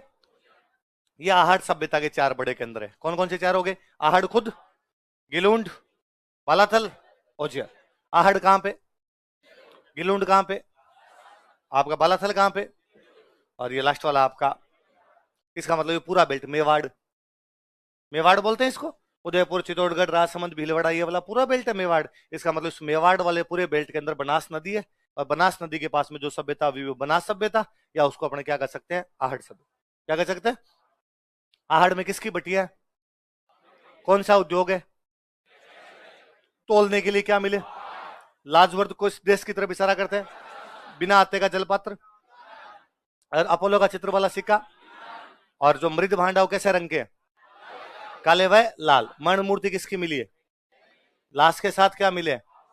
मकानों की जो नींव है वो कैसी है? मकान कैसे है? उसमें मजबूती के लिए क्या डाला? चूल्हे कितने मिले? एक चूल्हा कैसा है? मसालों के लिए क्या है? क्या क्या खाते थे वो लोग? गेहूं, जवार और चावल। अच्छा, गिलुंड के अंदर वहां आहड़ में कच्ची ईंटें, गिलुंड में कैसी है? आहड़ में 2 प्रकार के मृद भांडा। यहाँ पे यहाँ के खिलौने कैसे हैं? यहाँ की गोलियां कैसी है? यहाँ की चूड़ियां कैसी है? हाथी दांत की। अच्छा, बालाथल के अंदर वहां जब तांबे की बटियां, बालाथल में किसकी है? 11 कमरों का एक, पानी के लिए, हाथ से बना हुआ। और आपके ओजियाना के अंदर किसकी मण मूर्ति है? गाय व बैल। याद रह जाएगी सारी बातें। ये ताम्र पाषाण काल है। कौन सा काल है? पत्थरों वाला काल था, पाषाण काल। तांबा आ गया तब हमने क्या कर दिया? ताम्र पाषाण। आगे बात सुन, अगला लिखो कांस्य युग।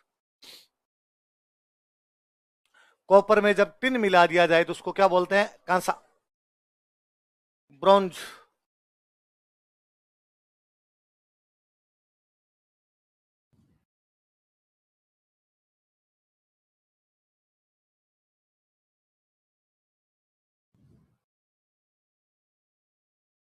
एक बार लिखना मत देखो, इसमें जो सभ्यता मिली उस सभ्यता के अपने 3 नाम पड़ते हैं। एक नाम है सिंधु घाटी सभ्यता। क्या नाम है? मैं बता दूंगा क्यों, किस किस लिए नाम पड़े। एक बार कुछ ही नहीं लिखना, एक बार खाली बोर्ड पे देख लो आप। इसका एक नाम है हड़प्पा सभ्यता। क्या नाम है? इसका एक नाम है सिंधु सरस्वती सभ्यता।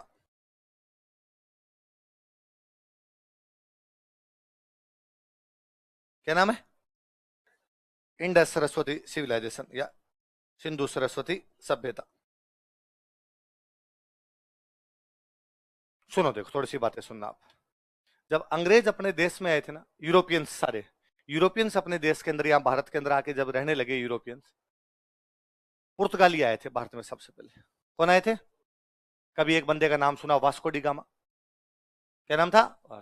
आज लो मसालों वाली बात आई तो मैं और बताता हूँ। ये अंग्रेज आए अपने देश में मसालों के चक्कर में थे। कल बताई थी मैंने शायद बात, कल नहीं बताई थी क्या? अंग्रेज अपने देश में किस चक्कर में आए थे? मसालों। मैं बताता हूँ देखो। किसी टाइम में यूरोप के अंदर एक बहुत बड़ा साम्राज्य था, उस साम्राज्य का नाम था रोमन। कौन सा साम्राज्य था? रोमन साम्राज्य। बहुत पैसे थे रोमन साम्राज्य वालों के पास। तब ये रोमन साम्राज्य वाले अपने भारत आते, सीधे वहां से जहाज इनके आते साउथ इंडिया। इनके जहाज कहां थे? साउथ इंडिया में इनके जहाज आते और साउथ इंडिया से लेके जाते मसाले। क्या लेके जाते?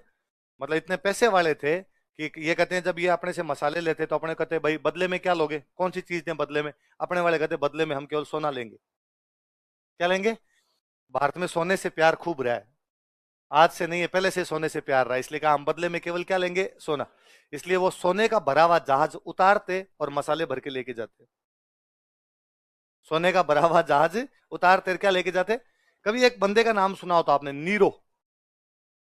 नाम सुना है? नहीं सुना कभी? जब रोम जल रहा था तो नीरो बांसुरी बजा रहा था।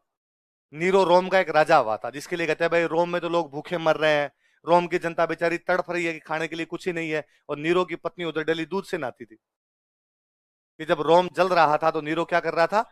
बांसुरी। भाई बाकी सारे लोग अपने आंखों के सामने को आदमी भूख मरे, अपने बैठ के यार मस्ती से होटल में खाना खाए, तो वही बात हो गई ना कि यार आपको तो कोई फर्क पड़ रहा नहीं है। तो नीरो रोम का राजा था।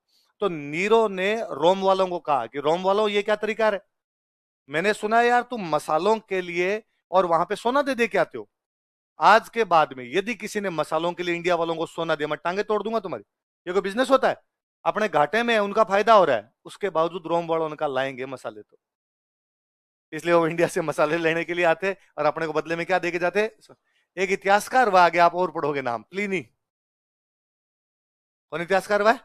प्लीनी एक जगह लिखता है कि पूरी दुनिया का सोना पूरी दुनिया में घूमता है, पूरी दुनिया का सोना पूरी, पर भारत में जाके दफन हो जाता है। भारत में एक बार किसी के पास सोना चला जाए वो उसको निकालता, बाकी सब जगह भाई वो कहते हैं रोम वालों ने मिस्र वालों को दिया, मिस्र वालों ने यूनान को दे दिया, यूनान वालों ने रूस को दे दिया, आपस में एक दूसरी जगह सोना जाता रहता है। लेकिन एक बार भारत वालों के पास चला गया उसके बाद में सोना क्या हो जाता है? सोने के बारे में तो अपने आप भारत में एक और यात्री आया था, मैगस्थनीज। यह तो नाम सुना होगा। चंद्रगुप्त मौर्य के दरबार में एक यूनानी राजदूत था, उसका नाम क्या था? तो मैगस्थनीज ने क्या हुआ, अपने यहाँ इंडियंस को देखा कि अपनी महिलाएं भर भर के सोना पहनी हुई, नाक में कान में सब जगह सोना पहना, हाथों में पैरों में। तो उसने बेचारे ने पूछा अपने वालों से इतना सोना लाए कहां से तुम? अपने क्या जनता को फेंकने की आदत सबको रहती है। अपने वालों को तेरे को नहीं पता? मुझे क्या पता क्या, और किसी को नहीं बताएगा? उसने नहीं बताऊंगा, बता दो। उसने कहा जो चिंटियां होती है ना, चिंटी चिंटी चिंटी समझ गए, कीड़ी जो चिंटी होती है, हाँ अंडे देती है। तो मैगस्थनीज अपनी बुक में लिख के गया है कि भारत में ऐसी चींटियां पाई जाती है जो कैसे अंडे देती है। अपने बड़ा टोपी उठा गया कोई बाबड़ा भोला आदमी था, लिख गया। उसको लगा इतना सोना आया तो अंडे अंडे होंगे यार कहीं ना कहीं से। तो अब सोने का देख लो अपने क्या क्रेज था। तो रोम वाले अपने को सोना देते, अपने से क्या लेके जाते? मसाले। साउथ इंडिया से कहां से लेके जाते? साउथ इंडिया में अपने मसाले होते भी हैं ज्यादा, तो वो वहां से लेके जाते। कालांतर में रोमन एम्पायर कमजोर हो गया। रोमन एम्पायर के दो टुकड़े हो गए, एक की राजधानी तो होगी रोम, एक की राजधानी होगी कुस्तुनतुनिया। कौन सी राजधानी होगी? जिसको आजकल आप कहते हो इस्तांबुल। क्या बोलते हो? टर्की, टर्की देश है, टर्की, टर्की देश का एक शहर है इस्तांबुल। इस्तांबुल उसकी होगी भाई। अब दो राजधानियां थी, एक थी कुस्तुनतुनिया, कौन सी थी? रोम। जब साम्राज्य बड़ा होता है तो पैसे ज्यादा होते हैं कम होते हैं? ज्यादा। बड़ा साम्राज्य होगा तो पैसे भी क्या होंगे? ज्यादा, रिसोर्सेज भी क्या होंगे? ज्यादा। तो साम्राज्य बड़ा था ना, तब ये लोग सीधे अपने यहां से बिजनेस करने आते हैं। लेकिन जब साम्राज्य छोटा हुआ तो ये लोग धीरे धीरे कमजोर हुआ, और कमजोर हुआ तो बाद में इनका ये रूट बंद हो गया। पहले land route, sorry sea route से, समुद्र के मार्ग से, जहाजों से यहां से सीधे यहां जाया करते थे। लेकिन अब इनके पास इतने बड़े जहाज ही नहीं थे, इनके पास इतने रुपए नहीं थे कि इतनी लंबी यात्रा की जा सके। इन लोग यार मसाले कैसे मंगाए? तो फिर एक तरीका निकाला, अपने यहां से मसाले लेके लोग रवाना होते स्थल मार्ग से, है ना, थल मार्ग से रवाना होते, और अपने मसाले अपने देते मध्य एशिया वालों को, मध्य एशिया वाले आगे पहुंचा देते टर्की वालों को, और टर्की वाले आगे कहां पहुंचा देते? रोम। तो अपने पहले मसाले अपने जा रहे थे जलमार्ग से, अब मसाले कैसे जाने लगे अपने स्थल में। जब साम्राज्य बड़ा था तो बड़े बड़े जहाज थे, बड़े बड़े जहाज सीधे आके लेके जा रहे थे। अब साम्राज्य बड़ा नहीं था तो उनका काम खत्म हो गया। 1453 के आसपास, कब की बात है, इस कुस्तुनतुनिया पे कब्जा कर लिया तुर्कों ने। किसने कब्जा कर लिया? पहले ईसाई थे, इधर भी ईसाई इधर भी ईसाई। अब यहां पे कौन चले गए? तुर्क। और जब तुर्क यहां पे गए तो तुर्कों ने कहा यदि इधर से कोई इधर या इधर से इधर सामान बेचने आ गए टांगे तोड़ेंगे। इसलिए तुर्कों ने ये जो स्थल मार्ग था इसको ब्लॉक कर दिया। ये जो लैंड रूट था इसको पूरी तरीके से क्या कर दिया? बंद। अब जब लैंड रूट बंद हुआ तो इंडिया से मसाले उनके जाने हो गए बंद। इसलिए यूरोप में मसालों की सप्लाई बंद। अब मसाले उनके थे ही नहीं बेचारों के एकदम। अब वो क्या करे? एक दिन एक लड़का आमलेट खाने के लिए बैठा, और जब वो आमलेट खा रहा था तो उसने मम्मी को कहा क्या फर्जी आमलेट बना के लाई, कितना फीका फीका पड़ा है, क्या खाऊं इसका। और उसकी मां ने कहा कि इतने यदि मसाले वाला आमलेट चाहिए ना तो इंडिया जा। कहां जा? इंडिया से मसाले आ ही नहीं रहे तो मैं तेरे को कहां से आमलेट में मसाले डाल के ला के दे दूं? इसके अंदर आमलेट फीका ही मिलेगा। इतना यदि मसालों वाला आमलेट चाहिए तो कहां पे चला जा। वो बंदा गस खा गया इस बात की। वो बंदा स्पेन की रानी के पास जाता है। स्पेन की रानी का नाम था इसाबेला। क्या नाम था? और उसने स्पेन की रानी इसाबेला को जाकर कहा कि हे क्वीन इसाबेला, यदि तुम मुझे एक बड़ा सा जहाज दे दो तो मैं इंडिया चला जाऊं और इंडिया से मसाले लेके आ जाऊं। रानी को भी मसाले चाहिए। तो रानी ने कहा ये पकड़ जहाज और इंडिया जा तू तो अपने। अब उनको इंडिया का रूट नहीं पता। किसी टाइम में वो आते थे इंडिया, लेकिन वो कई साल पहले की बात होगी। अब उनको इंडिया का रूट मालूम नहीं। वो केवल इतना जानते थे कि अपने तो है ईस्ट में और इंडिया अपने है वेस्ट में। इंडिया अपने किधर पड़ा है? वेस्ट के अंदर पड़ा। उनको इतनी सी बात पता थी कि इंडिया अपने से वेस्ट में, पश्चिम भाग के अंदर, इंडिया अपने उनके क्या है? पूर्व के अंदर। अब वो बेचारा वहां से जहाज लेकर रवाना हुआ। वो गलती से इंडिया की तरफ तो आया नहीं, अमेरिका की तरफ निकल गया। तब तो अमेरिका के बारे में जानते ही नहीं थे। उनको इंडिया के बारे में केवल इतनी जानकारी थी कि जो इंडिया है ना वहां पे लोग काले हैं। वो इतना जानता था काले लोग रहते हैं इंडिया के अंदर। अब वो चलता गया, जहाज चलता गया चलता गया, एक बंदरगाह पे उतरा और बंदरगाह पे काले काले खड़े सारे के सारे। और उसने कहा इंडिया आ गया, इंडिया आ गया। उतरा तो उन कालों ने कहा इंडिया नहीं है, इंडिया तो रह गया ईस्ट में, तुम आगे वेस्ट में। उसने कहा वहां आगे वहां ठीक है। उसने उसका नाम दिया वेस्ट इंडीज। क्या नाम दिया? उस लड़के का नाम था कोलंबस। क्या नाम था? कोलंबस। अमेरिका की खोज कर गया। किसकी खोज कर गया? तब तक जानते ही नहीं थे अमेरिका नाम की कोई जगह है। तो मसालों के चक्कर में अमेरिका की खोज हुई। उसको यदि आमलेट में थोड़ी काली मिर्च मिल जाती तो वो इंडिया खोजने। तो उसने कहा आप जहां आगे वहां आगे। मेरा कई बार जीव करता है कि यदि मैं उस टाइम होता और मेरे से को कोलंबस मिलता तो मैं कोलंबस से पूछता कि कोलंबस यार तूने उनको इंडिया वाला कैसे समझ लिया, इतने काले भी नहीं है हम, थोड़ा तो कंपनी कलर अलग है। फिर मान ले रंग क्या पता थोड़ा बहुत मिलता जुलता होगा, हमारा होठ तो देखता। उनकी बनावट तो अलग प्रकार की यार। वेस्ट इंडीज वाले क्रिस गेल और हमारे तीन तीन होठ मिला के उनके एक एक हो रहे हैं यार। तो थोड़ा बहुत तो यार तेरे को अंदाजा लगाना था। तो कोलंबस इंडिया खोजने निकला था, क्या खोज गया? वेस्ट इंडीज, अमेरिका की खोज करके चला गया। इधर एक राज्य और था पुर्तगाल, एक स्पेन, ये दो शक्तिशाली थे। यूरोप के दादा दो ही थे, स्पेन और पुर्तगाल। पुर्तगाल के अंदर एक कोई यात्री हुआ। उस पुर्तगाल के यात्री का नाम था बार्थोलोम्यू डियाज। क्या नाम था? बार्थोलोम्यू डियाज नाम करके एक यात्री हुआ। कहां पे? पुर्तगाल। यहां पर एक महाद्वीप और पड़े आपका, अफ्रीका। कौन सा महाद्वीप? अफ्रीका। अफ्रीका में ऊपर ऊपर तक तो ये आते, इधर यूरोप वाले इधर तक तो आया करते, लेकिन नीचे नहीं जाते। क्योंकि नीचे इनके जो समुद्र पड़ता है ना दोनों साइड के अंदर, इस समुद्र में तूफान आते, बहुत ज्यादा तूफान आते, इसलिए ऊपर ऊपर आगे चले जाते, नीचे वाले समुद्र में कभी जाते नहीं।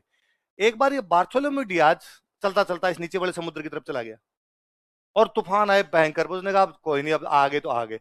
अब वो जैसे एकदम नीचे पहुंचा ना यहाँ पे, तो उसको कुछ इंडियन मिले। कौन मिले? और वो अपने वाला कोई एक बंदा जहाज लगा के खड़ा था उधर के, 5 रुपए 5 रुपए, इंडिया इंडिया इंडिया 5 रुपए। उसने यार तुम कौन हो रहे? उन्हें हम इंडियन है। तुम इंडिया से आते हो? हाँ। वो इंडिया मसालों वाला इंडिया। उसने कहा हाँ। तुम मुझे लेके चल सकते हो? ले बैठ, 5 रुपए ला। उसने मैं नहीं, मैं मेरे दोस्त को भेजूंगा। और क्या तुम उसको ले जाओगे? अरे कहा किसी को ले जाएंगे, चिंता मत कर। नीचे इतने तूफान आया करते, इसलिए इस जगह का उसने नाम रखा कैप ऑफ स्ट्रॉम। क्या नाम रखा? स्ट्रॉम। स्ट्रॉम मतलब तूफान। वो किसी भी महाद्वीप में सबसे नीचे वाली जो टिप होती है इसको बोलते हैं कैप। क्या बोलते हैं? उसने कहा वो कैप जहां पे क्या आते हैं? तूफान, इसलिए कैप ऑफ स्ट्रॉम है। वापस गया। वापस जाके उसने पुर्तगाल के राजा को कहा कि राजा मैं अफ्रीका में कैप ऑफ स्ट्रॉम गया और कैप ऑफ स्ट्रॉम के अंदर मुझे इंडिया के कुछ लोग मिले हैं और वो कहते हैं हम रेगुलर इंडिया से यहां पर आते हैं, तो वो अपने को इंडिया लेके जा सकते हैं। तो राजा ने कहा कि फिर उसका नाम कैप ऑफ स्ट्रॉम नहीं है, उसका नाम है कैप ऑफ गुड होप। क्या नाम है? जहां से गुड होप, आशाएं नजर आई है, भारत जाने के रास्ते निकले हैं। कालांतर में वहां पे टाउन बसाया गया, इसलिए नाम रखा कैप टाउन। क्या नाम रखा गया? और उसने राजा को बताया, राजा ने अपना एक बंदा 4 जहाज दे के भेजा कि जा किसी भी कीमत पर इंडिया जाना है, लड़ाइयां करनी पड़े लड़ाइयां करना, 2 तोपे ले जा साथ में, 2 तोपे ले, आदमी ले, 4 जहाज ले, इंडिया जाके मसाले लेके आ। उस बंदे का नाम है वास्को डी गामा। क्या नाम है? वास्को डी गामा उधर से रवाना हुआ, कैप ऑफ स्ट्रॉम मतलब कैप ऑफ गुड होप पहुंचा। कैप ऑफ गुड होप में अपने गुजराती भैया तैयार खड़े थे, गुजराती भैया उनको लेके इंडिया। तो हम कहते हैं वास्को डी गामा ने भारत की खोज की। उसने भारत की खोज नहीं की, भारत आने वाले रास्ते की खोज की। भारत तो खोजा हुआ था, भारत को खोया हुआ थोड़ी था।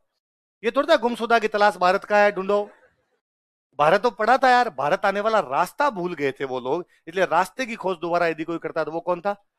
और वास्को डी गामा अपने साउथ इंडिया से जब वहां मसाले लेके गया, वहां मसालों की कितनी डिमांड होगी कि उसको 60 गुना फायदा हुआ था। कितना फायदा हुआ था? मतलब 1 रुपए किलो यहां से मसाले खरीदे होंगे तो वहां पे कितने में बेचे? वास्को डी गामा जब यहाँ आया था ना, तब वास्को डी गामा इतना ही जानता था कि दुनिया में 2 धर्म होते हैं, ईसाई और इस्लाम। कौन कौन से धर्म होते हैं? वो खुद ईसाई थे तो उन्होंने कहा हम तो ईसाई हैं, अपने अलावा दूसरा कोई धर्म होता है दुनिया में तो कौन सा होता है? इस्लाम। और वो इस्लाम के बारे में ये जानता था कि इस्लाम के लोग टोपी रखते हैं, क्योंकि उनके अरब देश के लोग देखे होते हैं, अरब सारे सिर पे क्या रखते हैं? टोपी। इसलिए जब वो इंडिया में आया तो अपने उसको साउथ में कोई टोपी वाला मिला ही नहीं।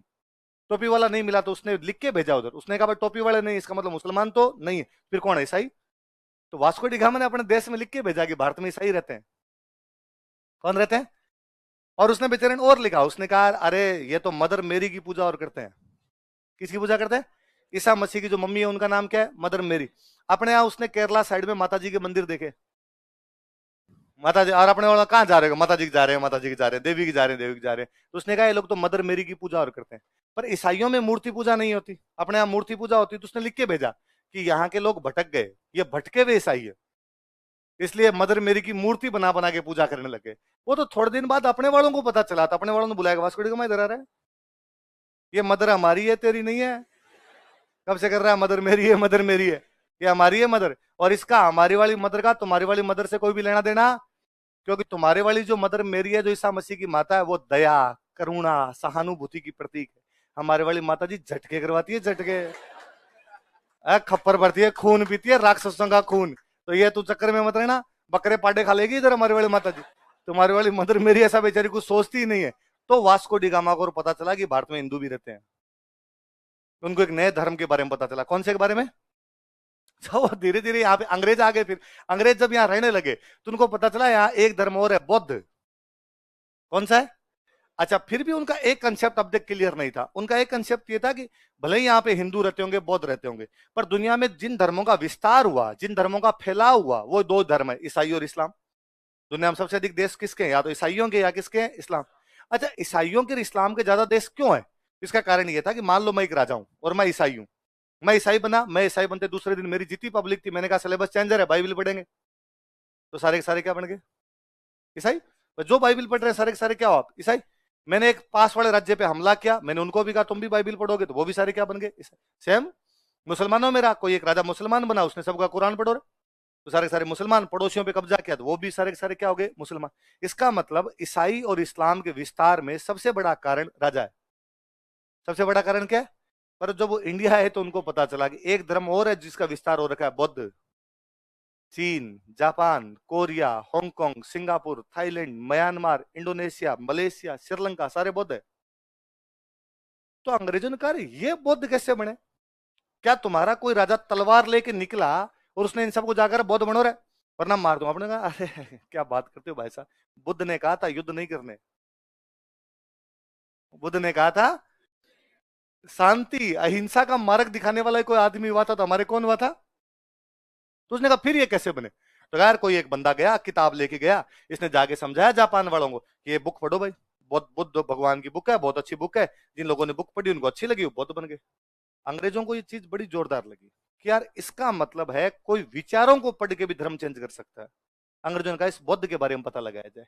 तो उन्होंने जगह खुदवानी शुरू की जहां जहां पे भगवान बुद्ध का कुछ ना कुछ रहा। कहा भगवान बुद्ध पैदा कहां हुए? कि लुम्बिनी। कहां पैदा हुए थे? उनका लुम्बिनी की खुदाई करो। एक बंदा है जो इसमें खूब रुचि ले रहा है ये खुदाई करवाने का। भगवान बुद्ध की मृत्यु कहां हुई? कुशीनगर। उसने कहा कुशीनगर की खुदाई करो। भगवान बुद्ध ने ज्यादा उपदेश कहां दिए? श्रावस्ती, श्रावस्ती की खुदाई करो। भगवान बुद्ध ने पहला उपदेश कहां दिया? कि सारनाथ। उसने कहा सारनाथ की खुदाई करो। पर उस बंदे के साथ में लोचा दूसरा था।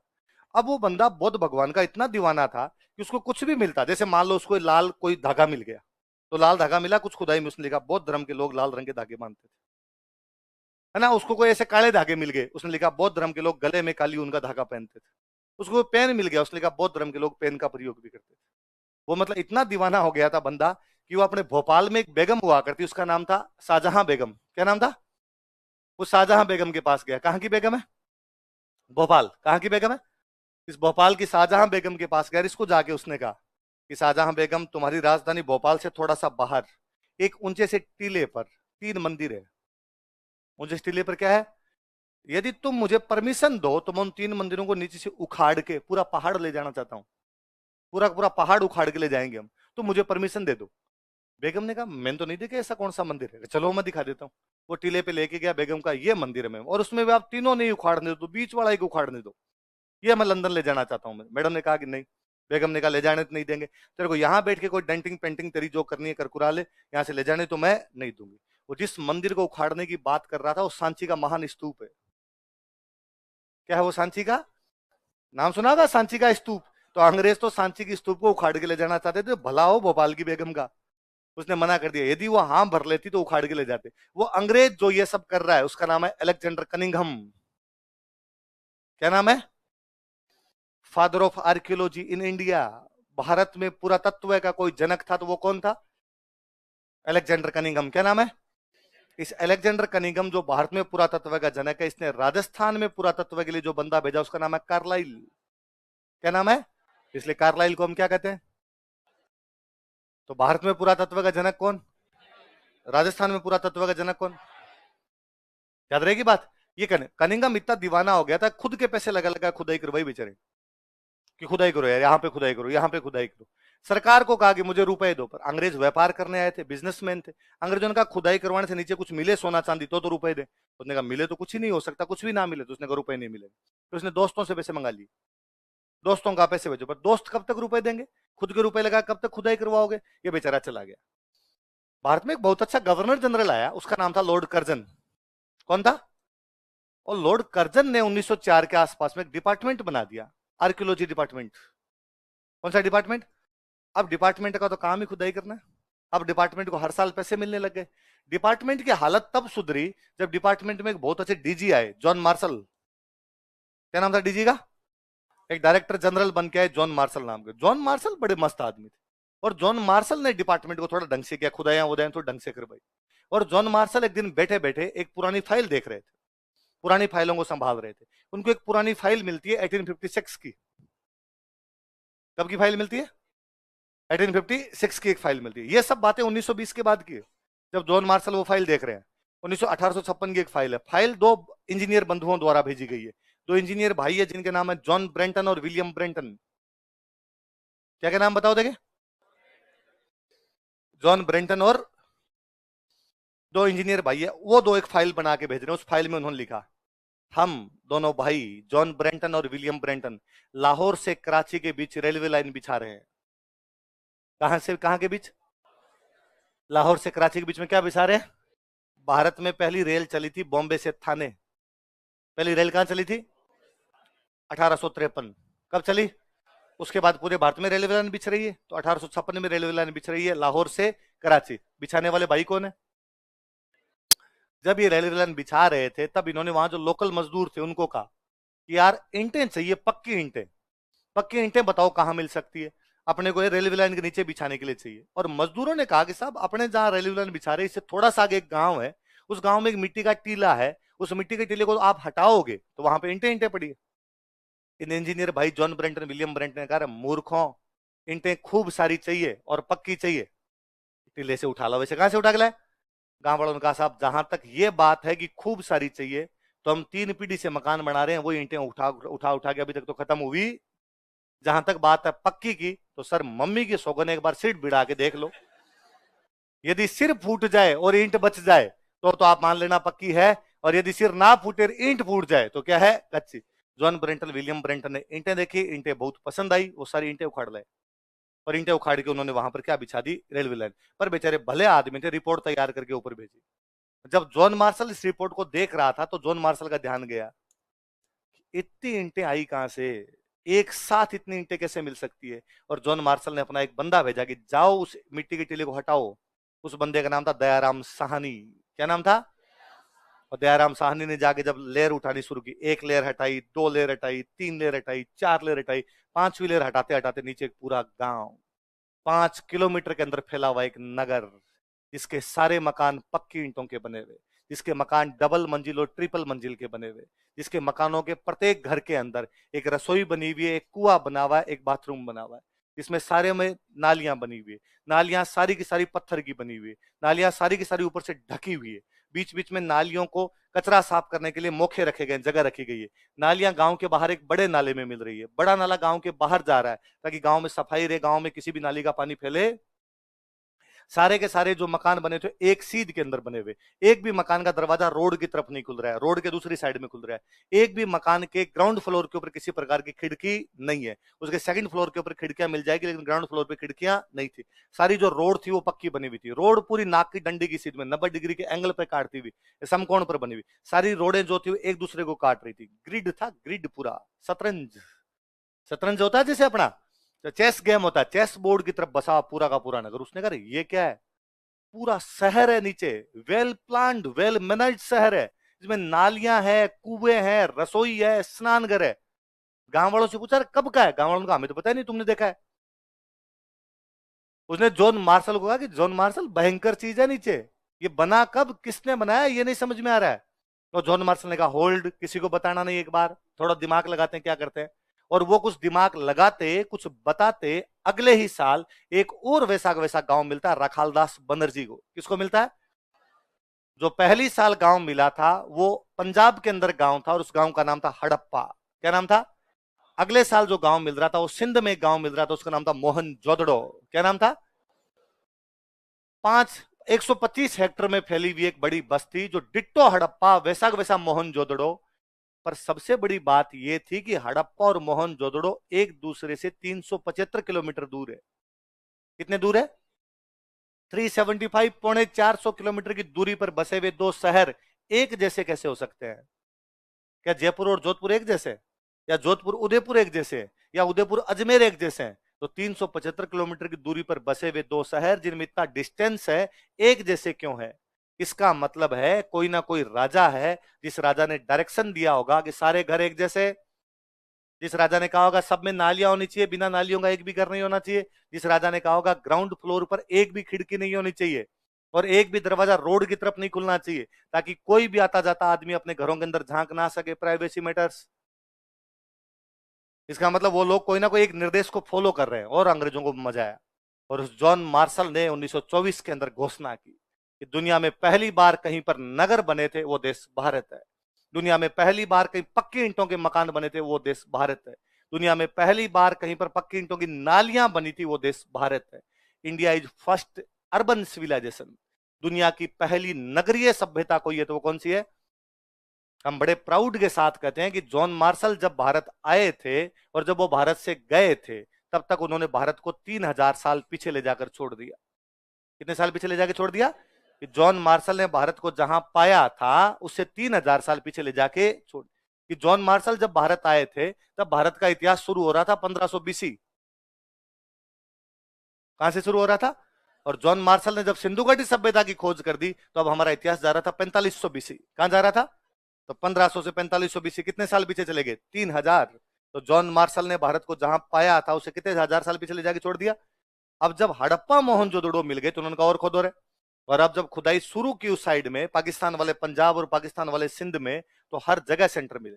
आज मिल गया चहुंदड़ो, आज मिल गया सोरतुघई, आज मिल गया मुंडीकाक, आज मिला अल्लादिनो, आज मिली कोटदीजी, आज मिला सूत कांगेडोर, आज मिला सुरकोटरा। सेंटर सेंटर सेंटर मिले और मजा आ गया। पूरे 1947 तक उन्होंने इतने सेंटर खोद दिए, सारे सिंधु नदी के आसपास। कौन सी नदी के? या तो सिंधु या झेलम या चिनाब या व्यास या सतलज, या तो सिंधु या उसकी सहायक नदियों के आसपास। और हमने कहा कि दुनिया की पहली सभ्यता सिंधु नदी के आसपास विकसित हुई। किसके आसपास विकसित हुई? इसलिए इस सभ्यता का नाम दिया जाना चाहिए सिंधु घाटी सभ्यता। क्या दिया जाना चाहिए?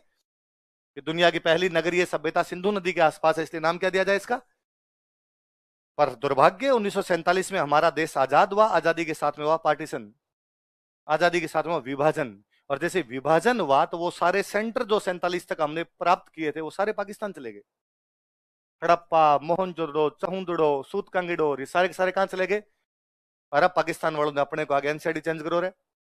दुनिया में पहली बार पक्की ईंटों के मकान पाकिस्तान में बने थे, दुनिया में पहली बार पक्की ईंटों की नालियां पाकिस्तान में बनी थी, दुनिया में पहली बार नगर पाकिस्तान में बने थे। तो दुनिया की पहली अर्बन सिविलाइजेशन कौन सी है। अपने कहा पहले सेम सेम थे, भाई भाई थे ना, थप्पड़ पड़ेगा, कोई भाई भाई नहीं, हमारा और तुम्हारा कोई लेना देना नहीं है, तलाक तलाक तलाक, तुम तुम्हारे राह में हमारे। तो अपने वालों ने लगाया यार ये तो ठीक किया। तो किसी अपने वाले ने दिमाग लगाया कि जब उधर वाले पाकिस्तान के अंदर सेंटर हो सकते हैं तो पाकिस्तान को पंजाब मिला, पंजाब में सेंटर मिले, तो अपने पास भी तो पंजाब है, अपने वाले पंजाब में भी तो लोग रहते होंगे। ये तो होता नहीं कि लाइन खींच के लोग रहते हैं कि यार उधर तो रहेंगे, इस साइड के अंदर नहीं रहेंगे। अपने भी तो खुदाई करवाओ। तो आजादी के बाद हमने खुदाई शुरू करवाई, भारत सरकार ने खुदाई शुरू करवाई, और बहुत जल्दी हमको पंजाब में एक सेंटर मिलता है, रोपड़। कौन सा मिलता है, रोपड़ मिला। तो मजा आ गया, हमने अरे यार रोपड़ मिल गया, वैसा वैसा मिला है। तो हमने कहा और खोदो। हम थोड़ा और नीचे है तो हमें हरियाणा में एक बहुत बेहतरीन सेंटर मिलता है, बनावली। क्या सेंटर मिलता है, और बनावली मिला तो जीव सोरा हो गया। बनावली में हमें मिला वॉश बेसिन। क्या मिला। और अब हमने पाकिस्तान वालों को कहा कि मंगतों, भूखड़ों, नालियों में हाथ धोते हो तुम, छींटे तुम्हारे ऊपर गिरते होंगे, ये एलिट क्लास के लोग इधर रहते हैं, वॉश बेसिन है भाई साहब, नालियों में नहीं धो रहे हाथ हम। तो हमें बनावली से क्या मिलता है। हम थोड़ा और नीचे आए तो हमें हनुमानगढ़ में मिला कालीबंगा। क्या मिला, ditto Harappa, ditto Mohenjodaro, ditto Kalibangan. तो हमने कहा यदि ये पूरा साम्राज्य रहा होगा तो इस साम्राज्य की दो राजधानियां थी, एक थी हड़प्पा, दूसरी कौन सी थी, मोहनजोदड़ो। दूसरी कौन सी थी, मोहनजोदड़ो। तो इसकी तीसरी राजधानी कालीबंगा मान ली जाए। तीसरी राजधानी कौन सी है। हम थोड़ा और नीचे उतरे तो हमें गुजरात में एक बहुत बेहतरीन सेंटर मिलता है, लोथल। कौन सा मिलता है। और जब लोथल मिला तो लोथल में मिला बंदरगाह। लोथल में क्या मिला, हमने पाकिस्तान वालों को वापस कहा, गरीबों पूरी जिंदगी खेती करते रहे, नदियों के किनारे क्या होती है, खेती। ये बंदरगाह भाई साहब, समुद्र से विदेशी व्यापार, हमारे जहाज इधर से जाते होंगे और पैसे व्यापार में आते हैं, खेती में पैसे नहीं है, इसलिए पूरे पैसे वाले लोग इधर गुज्जू भाई थे। तुम्हारे पास में कुछ नहीं था, खेती कर करके टाइम पास किया था तुमने। हम जब गुजरात को और खोद रहे थे तो हमें गुजरात में और एक बेहतरीन बेहतरीन सेंटर मिलता, धोलावीरा। क्या मिलता है, धोलावीरा मिला तो अचंभा नई बात का था। अब तक जितने सेंटर मिले थे वो नदियों के किनारे थे, धोलावीरा के पास कोई नदी नहीं। अब तक सारे सेंटर नदियों के किनारे थे तो खेती करते थे वो लोग, तो खेती नदियों से हो जाती होगी। यदि बिना नदी का सेंटर मिला तो खेती कैसे करते हैं, कच्छ के रण में है पूरा का पूरा।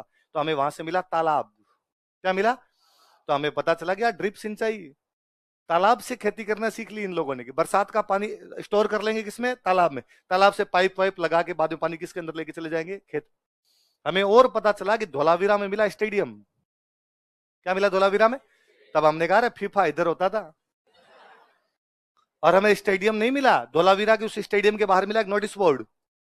क्या मिला, इसमें हम लिखते होंगे कि मेसी ने कितने गोल मारे, लिखा हुआ है बाकायदा, उस पर कुछ ना कुछ लिखा हुआ है। तो हमने कहा यदि ये खेल का स्टेडियम है तो स्कोर कार्ड लिखते होंगे। ये भी हो सकता है कि अंदर मूवी दिखाते हो और बाहर लिखते हो कि आज ये मूवी दिखाई जाएगी, उस प्रकार की कोई चीज करते हो। तो हमें धोलावीरा में स्टेडियम मिल रहा था, धोलावीरा में नोटिस बोर्ड मिल रहा था, धोलावीरा में क्या मिल रहा था, तालाब मिल रहा था। 1990 में हरियाणा में और एक बेहतरीन बेहतरीन सेंटर रविंद्र सिंह बिष्ट को मिलता है, राखी गढ़ी। क्या मिलता है, राखी गढ़ी मिला, तब पता चला कि मोहनजोदड़ो से 3 गुना बड़ा है। कितना गुना बड़ा है। तो अब हमने कहा पाकिस्तान वालों तुम्हारे पास कुछ नहीं, अब जो भी माल मत्ता है हमारे पास है। पर अब ताज्जुब दूसरा था, इस सभ्यता के अब तक 350 सेंटर मिल गए। कितने सेंटर मिल गए, इनमें से 200 गुजरात में है। 200 कहां पे है, जब शुरुआत में सेंटर मिले थे सारे सिंधु नदी के आसपास मिले, इसलिए सभ्यता का नाम क्या दिया गया। पर गुजरात में तो सिंधु नहीं आती। तो कहा यदि अब सभ्यता के अंदर गुजरात राजस्थान में मिल रहे हैं, इवन यहां तक महाराष्ट्र में सेंटर मिला हमें, देमाबाद हिंडन नदी के किनारे, हमें उत्तर प्रदेश में सेंटर मिला आलमगीरपुर, तो प्रवरा नदी, ये नीचे वाला प्रवरा और उधर वाला हिंडन के किनारे। तो हमने कहा ये अब इसका नाम क्या दें सभ्यता का। तो हमने कहा इस सभ्यता का पहला केंद्र जो हमें मिला था वो कौन सा था, तो इसलिए इसका नाम क्या दे दीजिए। इसको सिंधु घाटी तो बोल नहीं सकते क्योंकि इसके तो केंद्र है वो सिंधु के अलावा भी मिल रहे हैं, तो पहले केंद्र के नाम पर इस सभ्यता का नाम दिया जाए, तो क्या नाम दे दिया, पर बाद में लोगों ने कहा ये तो फर्जी तरीका है यार, मतलब और कोई नाम तुम्हें नहीं आया तो तुमने क्या कह दिया, हड़प्पा कह दिया इसका। ये नहीं है, आप यूं कहिए कि पाकिस्तान के पंजाब और सिंध में जो सेंटर मिले हैं वो तो सिंधु के किनारे है। किसके किनारे? नीचे वाले जो राजस्थान गुजरात के सेंटर वो भी किसी ना किसी नदी के किनारे तो है। तो कौन सी नदी किनारे की? ये वो नदी है जो धरती पर दिखाई नहीं देती, दिल में है। आज भी हम गंगा जमुना नहीं बोलते, हम गंगा जमुना सरस्वती कहते हैं। आज भी हम कहते हैं इलाहाबाद में 3 नदियों का संगम है, नहीं दिख रही तीसरी, दिखती 2 ही है वहां पे, गंगा और यमुना। पर आज भी नहाते समय हमारे सारे मंत्र सरस्वती के नाम पर है। हमारे ऋग्वेद में सबसे अच्छी नदी नदी तमा किसी को बताया गया तो वो नदी कौन सी है? सरस्वती। इसलिए हमने कहा कि गुजरात राजस्थान वाले सेंटर वाली नदी कौन सी है? सरस्वती, जो विलुप्त हो गई। ये क्या हो गई? उस टाइम ये रही होगी तो गुजरात राजस्थान वाले सेंटर तो कौन सी के पास में? पंजाब सिंध वाले किसके पास में? आई बात समझ में? तो इस सभ्यता के प्रारंभिक केंद्र किसके पास मिले, इसलिए नाम क्या था? इसका पहला केंद्र कौन सा था, इसलिए नाम क्या था? इसके बाद के केंद्र किसके पास मिले, इसलिए नाम क्या था? पहले पड़ेगी बात, लिखवा दूं? लिखो।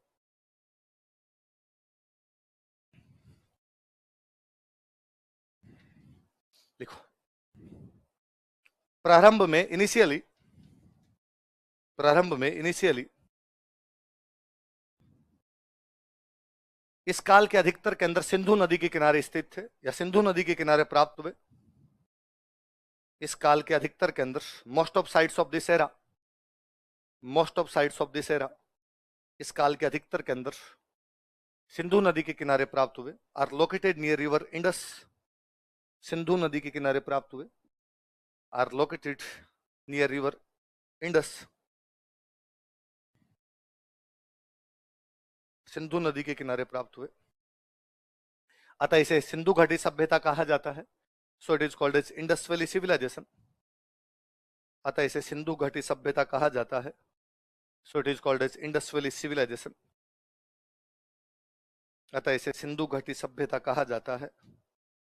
सो it is called as Indus valley civilisation.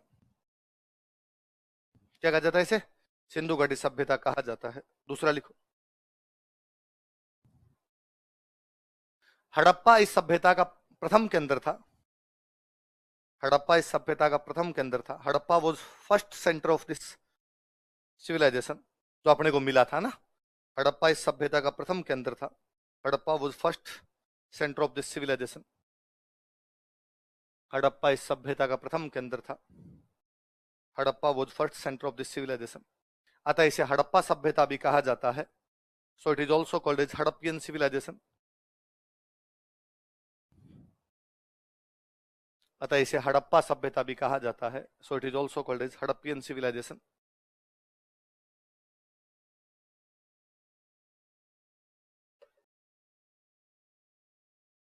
Line change करके लिखो। कालांतर में लेटर ऑन, कालांतर में लेटर ऑन इस सभ्यता के कई केंद्र, most of sites of this civilization,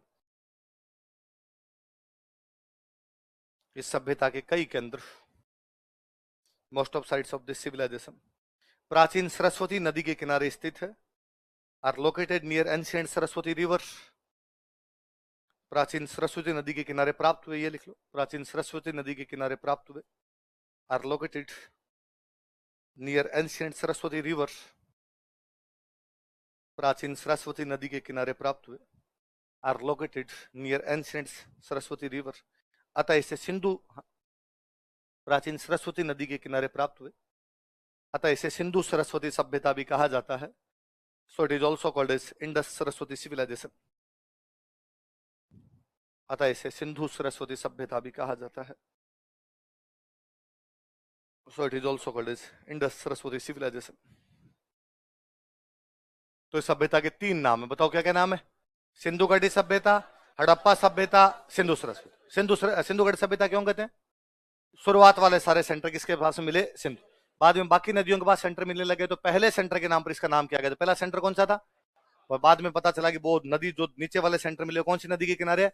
प्राचीन सरस्वती, जो अब गायब हो गई, विलुप्त हो गई, इसलिए हमने पूरा नाम क्या दे दिया इसका? सिंधु सरस्वती। अपने ऐसा सेंटर कौन सा था? तो अपना सेंटर था कालीबंगा। कौन सा था? लिखो।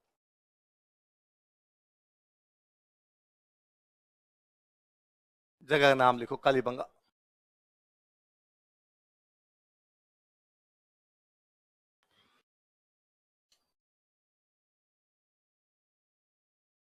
हनुमानगढ़ में लिख लेना भाई कोष्टक में, हनुमानगढ़। एक नंबर लगा कालीबंगा, लिख लो। सेंटर कालीबंगा अपना कौन से जिले के अंदर है? हनुमान। नदियों के किनारे सेंटर, यहाँ पे जो नदी थी उस नदी का नाम है घग्गर। कौन सी नदी है? लिख लो, यह है घग्गर नदी के किनारे स्थित है। It is located near river Ghaggar. यह है घग्गर नदी के किनारे स्थित है। It is located near river Ghaggar. कौन सी नदी के किनारे? कौन सा केंद्र? कालीबंगा का मतलब होता है काली चूड़ियां। क्या मतलब होता है? देखो, कालीबंगा का शाब्दिक अर्थ काली चूड़ियां होता है। Literal meaning of Kalibangan is black bangles. Literal meaning of Kalibangan is black bangles. Kalibangan का शाब्दिक अर्थ काली चूड़ियां होता है। Literal meaning of Kalibangan is black bangles. Kalibangan का शाब्दिक अर्थ क्या होता है? काली चूड़ियां होता है। बंगा, बंगा का मतलब होता है चूड़ियां। बंगा का मतलब क्या होता है? आप कभी पंजाबी गाने सुनेंगे तो उनमें बंगा शब्द खूब बार आएगा। जिथों मर्जी बंगा चढ़वाली मित्रां दा ना चलता। लड़का लड़की को कह रहा है कि जिस दुकान से जाके चूड़ियां पहन लेना, पैसे देने की आवश्यकता नहीं है, भाई का नाम चलता है उधर। तो कह देना फलाने ने भेजा है, उसके बाद अगला रुपए तेरे से, है ना। तो बंगा, बंगा का मतलब क्या होता है? चूड़ियां। काली चूड़ियां प्राप्त, इसलिए नाम क्या हो गया? अरे ये उधर आपके पंजाब में बंगा कहते हैं, अपने राजस्थान गुजरात वाले बोलते हैं बंगड़ी। क्या बोलते हैं? मन चार चार बंगड़ी वाली गाड़ी ली दे, है ना। तो बड़ा चूड़ियों चूड़ियों को अपने क्या बोल देते हैं? बंगड़ी। अंग्रेजी वाले इसी कह देते हैं बेंगल्स। अंग्रेजी वाले क्या बोल देते हैं? मतलब बेंगल्स, बंगा और बंगड़ी एक ही है ना। चीजों में सब तो चेंज हो ही नहीं रहे। वही बेंगल्स, बंगा, वही क्या आपका बंगड़ी। कारण है इसका कि भारत और यूरोप की भाषाएं सेम है। कहां कहां की भाषाएं? इसलिए भारत और यूरोप की भाषाओं के लिए एक शब्द यूज में लिया जाता है, भारोपीय। क्या बोलते हैं? विद्वान ऐसा मानते हैं कि किसी टाइम मध्य एशिया में, कहां पर लोग रहा करते थे, मध्य एशिया से दो ब्रांच निकली। एक ब्रांच आ गई इंडिया, एक ब्रांच चली गई यूरोप। एक ब्रांच कहां पे आ गई? इंडिया। एक ब्रांच कहां चली गई? यूरोप। यूरोप वाले ठंडे प्रदेश में गए इसलिए गोरे हो गए, अपने गर्म प्रदेश में इसलिए कंपनी कलर चेंज हो गया। पर अपनी भाषाएं चेंज नहीं हुई, इसलिए अपने भाषाओं के शब्द एक जैसे हैं। यूरोप की भाषाओं के शब्द और भारत की भाषाओं के अधिकतर शब्द आपस में मिलते हैं, क्योंकि हम किसी टाइम में एक ही जगह रहा करते थे। तो जब भाषा बनी तो उसके बाद हमारा विभाजन हुआ है। विभाजन हुआ है इसलिए हमारे शब्द मिल जाते हैं, इसलिए वो उसको बेंगल्स कहते हैं, हम उसको बंगड़ी या बंगा कहते हैं। कोई चेंज थोड़ी हो रहा है, थोड़ा थोड़ा बस वो बोलने का टोन चेंज हो रहा है। बाकी बेंगल्स, बंगा और बंगड़ी में क्या चेंज है? सेम सेम शब्द अपने, क्योंकि अपनी भाषाओं को क्या बोला जाता है? भारोपीय। भारोपीय मतलब क्या हुआ? भारत और यूरोप। इसलिए नमस्ते लंदन में अक्षय कुमार का एक बहुत फर्जी डायलॉग है। नमस्ते लंदन में अक्षय कुमार एक अंग्रेज को पकड़ के कहता है कि तुमने हमारी कॉपी की है। हमारा त्रिकोणमिति तुम्हारा ट्रिग्नोमेट्री बन गया, हमारा पितृ तुम्हारा फादर बन गया, हमारा मातृ तुम्हारा मदर बन गया, हमारा भ्रातृ तुम्हारा ब्रदर बन गया। ऐसा नहीं है, हमारा तुम्हारा कुछ नहीं, अपने एक ही माँ की औलाद थे, इसलिए अपनी भाषा सेम थी। एक ही जगह के लोग थे, भाषा सेम थी, इसलिए दोनों तरफ शब्द क्या हो गए? सेम। ये तो मैं और बताऊं आपको। एक शब्द लिखूं मैं, क्या होता है स्टिक मतलब? छड़ी। क्या होता है? छड़ी। आपका जो सर पतली लकड़ियां जो होगी उसको आप क्या बोल सकते हो? आज भी पंजाब के अंदर इसको स्टिक ही बोलते हैं। पंजाब वाले इसको कहते हैं सटी। क्या बोलते हैं? मैं, मेरी जो एजुकेशन है वो गंगानगर वाला लोअर पोर्शन है जो बीकानेर के टच करता है, उधर हुई। तो उधर पंजाबी भाषा चला करती। सिख हमारे खूब सारे रहते हैं वहां पे। तो स्कूल के अंदर जब मास्टर जी डंडे मारते तो हम आकर, अरे डंडे पड़े रहे सर ने, आज डंडे मारे। हमारे साथ जितने सिखों के बच्चे रहते वो कहते सटियां पई, आज साढ़े सटियां पई। सटी मतलब क्या हुआ? डंडे। ये पतली लकड़ी से मारा करते डंडे। अच्छा, पंजाब छोड़ो, गंगानगर, हनुमानगढ़, फिर अपना पंजाब, फिर ऊपर पूरा कश्मीर, फिर पूरा पाकिस्तान, इन किसी भी क्षेत्र के लोगों से ये आधा सह नहीं बोला जाता। आधे सह होते ही नहीं है पंजाबियों से। आपने गंगानगर हनुमानगढ़ वाला कोई मिले तो उससे पूछो, देखिए वो ऐसे बोलेगा सकूल, स्कॉर्पियो, स्प्लेंडर। मेरे पास स्प्लेंडर है, पापा के पास स्कॉर्पियो है, हम सकूल जाते हैं। और अभी अभी मैंने स्प्रिंग बोर्ड में एडमिशन ले लिया है। एक आधा सह कभी नहीं बोला जाए, इसलिए पंजाबी गानों के अंदर आता है, तेरी इंस्टा वाली डीपी दा स्क्रीन शॉट में रखी सी। इंस्टा वाली डीपी दा स्क्रीन शॉट होना चाहिए, स्क्रीन शॉट नहीं, स्क्रीन शॉट में रखी सी। आप कपिल शर्मा के शो देखिए, एक बार भी आधा सह बोल जाए तो बोला ही नहीं जाता। आप कश्मीर फाइल्स मूवी देखिए, उसका जो गुंडा है बिट्टा, उस बिट्टा का एक डायलॉग उसमें बोलता है, हम सटेट के टूलस नहीं है, स्टेट नहीं स्टेट, टूल्स नहीं टूलस। आदि तो होते नहीं अक्सर। आप किसी गंगानगर वाले भाई से कहोगे ये बोल वोगेगा विकल्प, संकल्प, आत्महत्या, पर्यापत, शब्द, ये नहीं बोले जाए उससे। ये कारण था उधर, तो उधर का स्टिक इधर आते आते क्या हो गया। और मुझे तो इससे भयंकर एक शब्द लगता है, कपास होती है कपास, उस गंगानगर बेल्ट में कपास खूब सारी होती, तो कपास की रुई निकाल लो आप, पीछे लकड़ियां बच जाएगी, पतली पतली पतली पतली लकड़ियां होगी, वो लकड़ियां चूल्हे में काम आती, जलाने में काम। मुझे याद आता है कि बचपन के अंदर मम्मी जब तक चूल्हे पे खाना बनाते थे तब तक वो लकड़ियां कपास वाली काम में लेते। उन लकड़ियों को हम वहाँ लोकल भाषा, वो सिख, उन सिखों के देखा देखी हम सारे डोमिनेट करता उनका जो कल्चर था, उन लकड़ियों को हम बोलते बंसटी। क्या बोलते? मेरा भी याद आता है बचपन में वो ट्राली पूरी भर के किसी किसान के खेत से मंगवाते, मेरे पापा टीचर थे वहां, तो अब हमारे तो खेत था नहीं, तो जिनके खेत होते वो तो लकड़ियां वहां से ले लेते, हमें लकड़ियां कहाँ से चाहिए, तो फिर चाहिए तो आप कहाँ से लेके आओगे, तो उन किसानों में किसी कहते कि यार हमारे भी लकड़ियां चाहिए तो आप लकड़ियां डाल देना, तो हाँ ठीक मास्टर जी डाल देंगे, तो ट्राली भर के लेके आए, वो लकड़ियां डाल के चले गए। तो अब शाम को मम्मी खाना वाना बनाने लगती तो मम्मी को कहती ले पीछे जा बंसटी ले गया। बंसटी कहते हमारे दिमाग में सीधा सीधा था कि कपास वाली लकड़ियां जो चूल्हे में काम आएगी वो लेके आएंगे, तो बंसटी चूल्हे वाली लकड़ियों क्या बोलते हैं? Burning sticks. बर्निंग स्टिक्स, जलाने वाली लकड़ियां। वो burning sticks burning sticks burning sticks करते करते अपने वालों ने क्या कर लिया, अनपढ़ से अनपढ़ आदमी बंसटी बोलता रहता है, जो कि ये बंसटी नहीं है, क्या है? बर्निंग। संस्कृत में जासूस जो होते थे ना, जासूस, क्या बोलते हैं? आज क्या कहते हो? कहां चेंज हुए? संस्कृत में अभी तक जासूस को ये कहते। अशोक के जितने अभिलेख है ना, उनमें एक शब्द है, क्या है? इसका मतलब है पाप। क्या है? इंग्लिश में आज भी तो यही करे हो। कहां चेंज हुए आप कहते हो हमारे जंगलों में महात्मा जी रहते थे, और महात्मा जी बैठे बैठे चिंतन करते, आप उनको क्या कहते हो? क्या कहते हो? यूरोप वाले कहते हैं हमारा एक बंदा बैठ के लेब के अंदर देखता रहता है क्या बना क्या नहीं बना, रिसर्च क्या करता है। आप वाला ऋषि जंगल में बैठ के कोई रिसर्च कर रहा था, उन वाला लेब में बैठ के कोई रिसर्च कर रहा था। आप वाले ऋषि ने यह सोचा कि मरने के बाद में भी जीवन होता है कि नहीं होता है, ये मनुष्य बना कैसे, ये जो कुछ दिखाई दे रहा है संसार में ये कैसे, ये जो आकाश अग्नि वायु दिखाई देते हैं ये कैसे बने। आध्यात्मिक चिंतन किया उसने। कैसा चिंतन किया? स्पिरिचुअल। यूरोप वाले ने कहा छोड़ो यार, बन गया वो तो बन गया, इसको अच्छा कैसे बना ले। उसने कोई पंखा बनाया, कोई कूलर बनाया, उसने कोई एसी बनाया, कि जो चीज है उसको तो रहने दो, उस पर ज्यादा अपने को चिंतन मनन करना नहीं, और अच्छा कैसे कर लिया जाए। उसका रिसर्च भौतिक क्षेत्र में था। किसमें था? आपका किसमें था? आध्यात्मिक। आप स्पिरिचुअल थे, वो मेटलिस्टिक थे। कितना ही चेंज है। इसलिए अपने सारे शब्द आपस के अंदर मिलते हैं, इसलिए सारे शब्द मिलते हैं, इसलिए अपनी भाषाओं क्या कहा जाता है? क्या बोलते हैं? याद रहेगी बात है।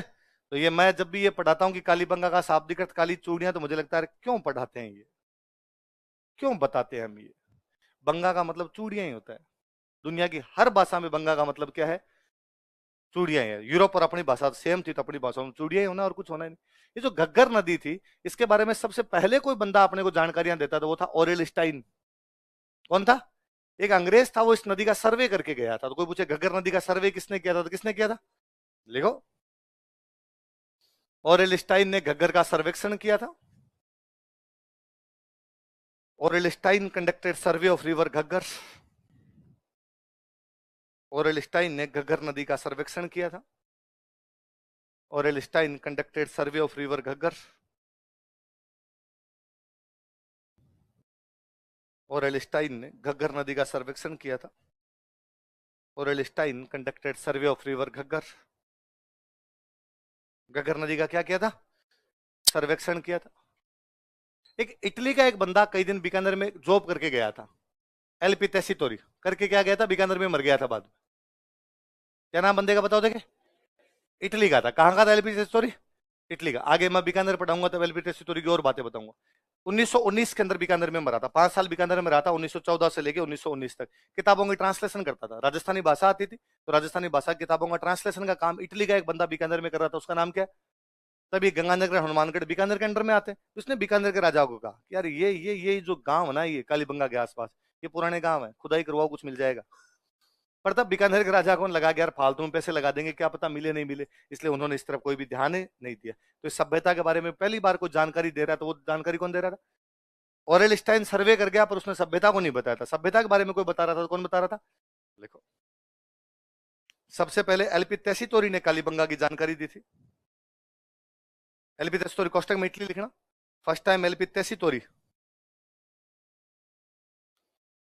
Give information about Kalibanga. सबसे पहले एलपी तेसीतोरी ने कालीबंगा की जानकारी दी थी। First time LP Tessitori give information about Kalibanga. सबसे पहले एलपी तेसीतोरी ने कालीबंगा की जानकारी दी थी। First time LP Tessitori give information about Kalibanga. फिर कालीबंगा की खोज कोई करता तो 1952-53 के आसपास में एक बंदा होता अमलानंद घोष। क्या नाम है? उसने खोज की थी। तो कालीबंगा की खोज करने वाला बंदा कौन है? अमलानंद घोष। कब कर रहा है? लिख लो, 1952 ईस्वी में, इन 1952 एडी। 1952 ईस्वी में, 1952 एडी, अमलानंद घोष ने कालीबंगा की खोज की थी। अमलानंद घोष डिस्कवर्ड कालीबंगा। अमलानंद घोष ने कालीबंगा की खोज की थी। अमलानंद घोष डिस्कवर्ड कालीबंगा। अमलानंद घोष ने कालीबंगा की खोज की थी। उत्खनन करता लिख लो, एक्सकेवेटर बीबी लाल, बी के थापर,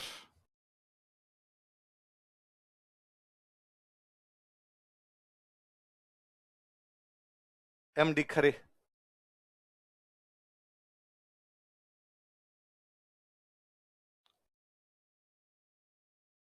कौन कौन उत्खनन करता, नाम बताओ देखे। बीबी लाल, बी के थापर और एमडी खरे। किसके उत्खनन करता है? क्या क्या नाम दोहरा बताओ। बीबी लाल, बी के थापर और एमडी खरे। कालीबंगा के क्या है? उत्खनन करता। एक इतिहासकार हुए दशरथ शर्मा। कौन हुए? उन्होंने कहा था कि कालीबंगा हड़प्पा सभ्यता की कौन सी राजधानी है? लिख लो, दशरथ शर्मा ने, या दशरथ शर्मा के अनुसार, अकॉर्डिंग टू दशरथ शर्मा, दशरथ शर्मा के अनुसार, अकॉर्डिंग टू दशरथ शर्मा,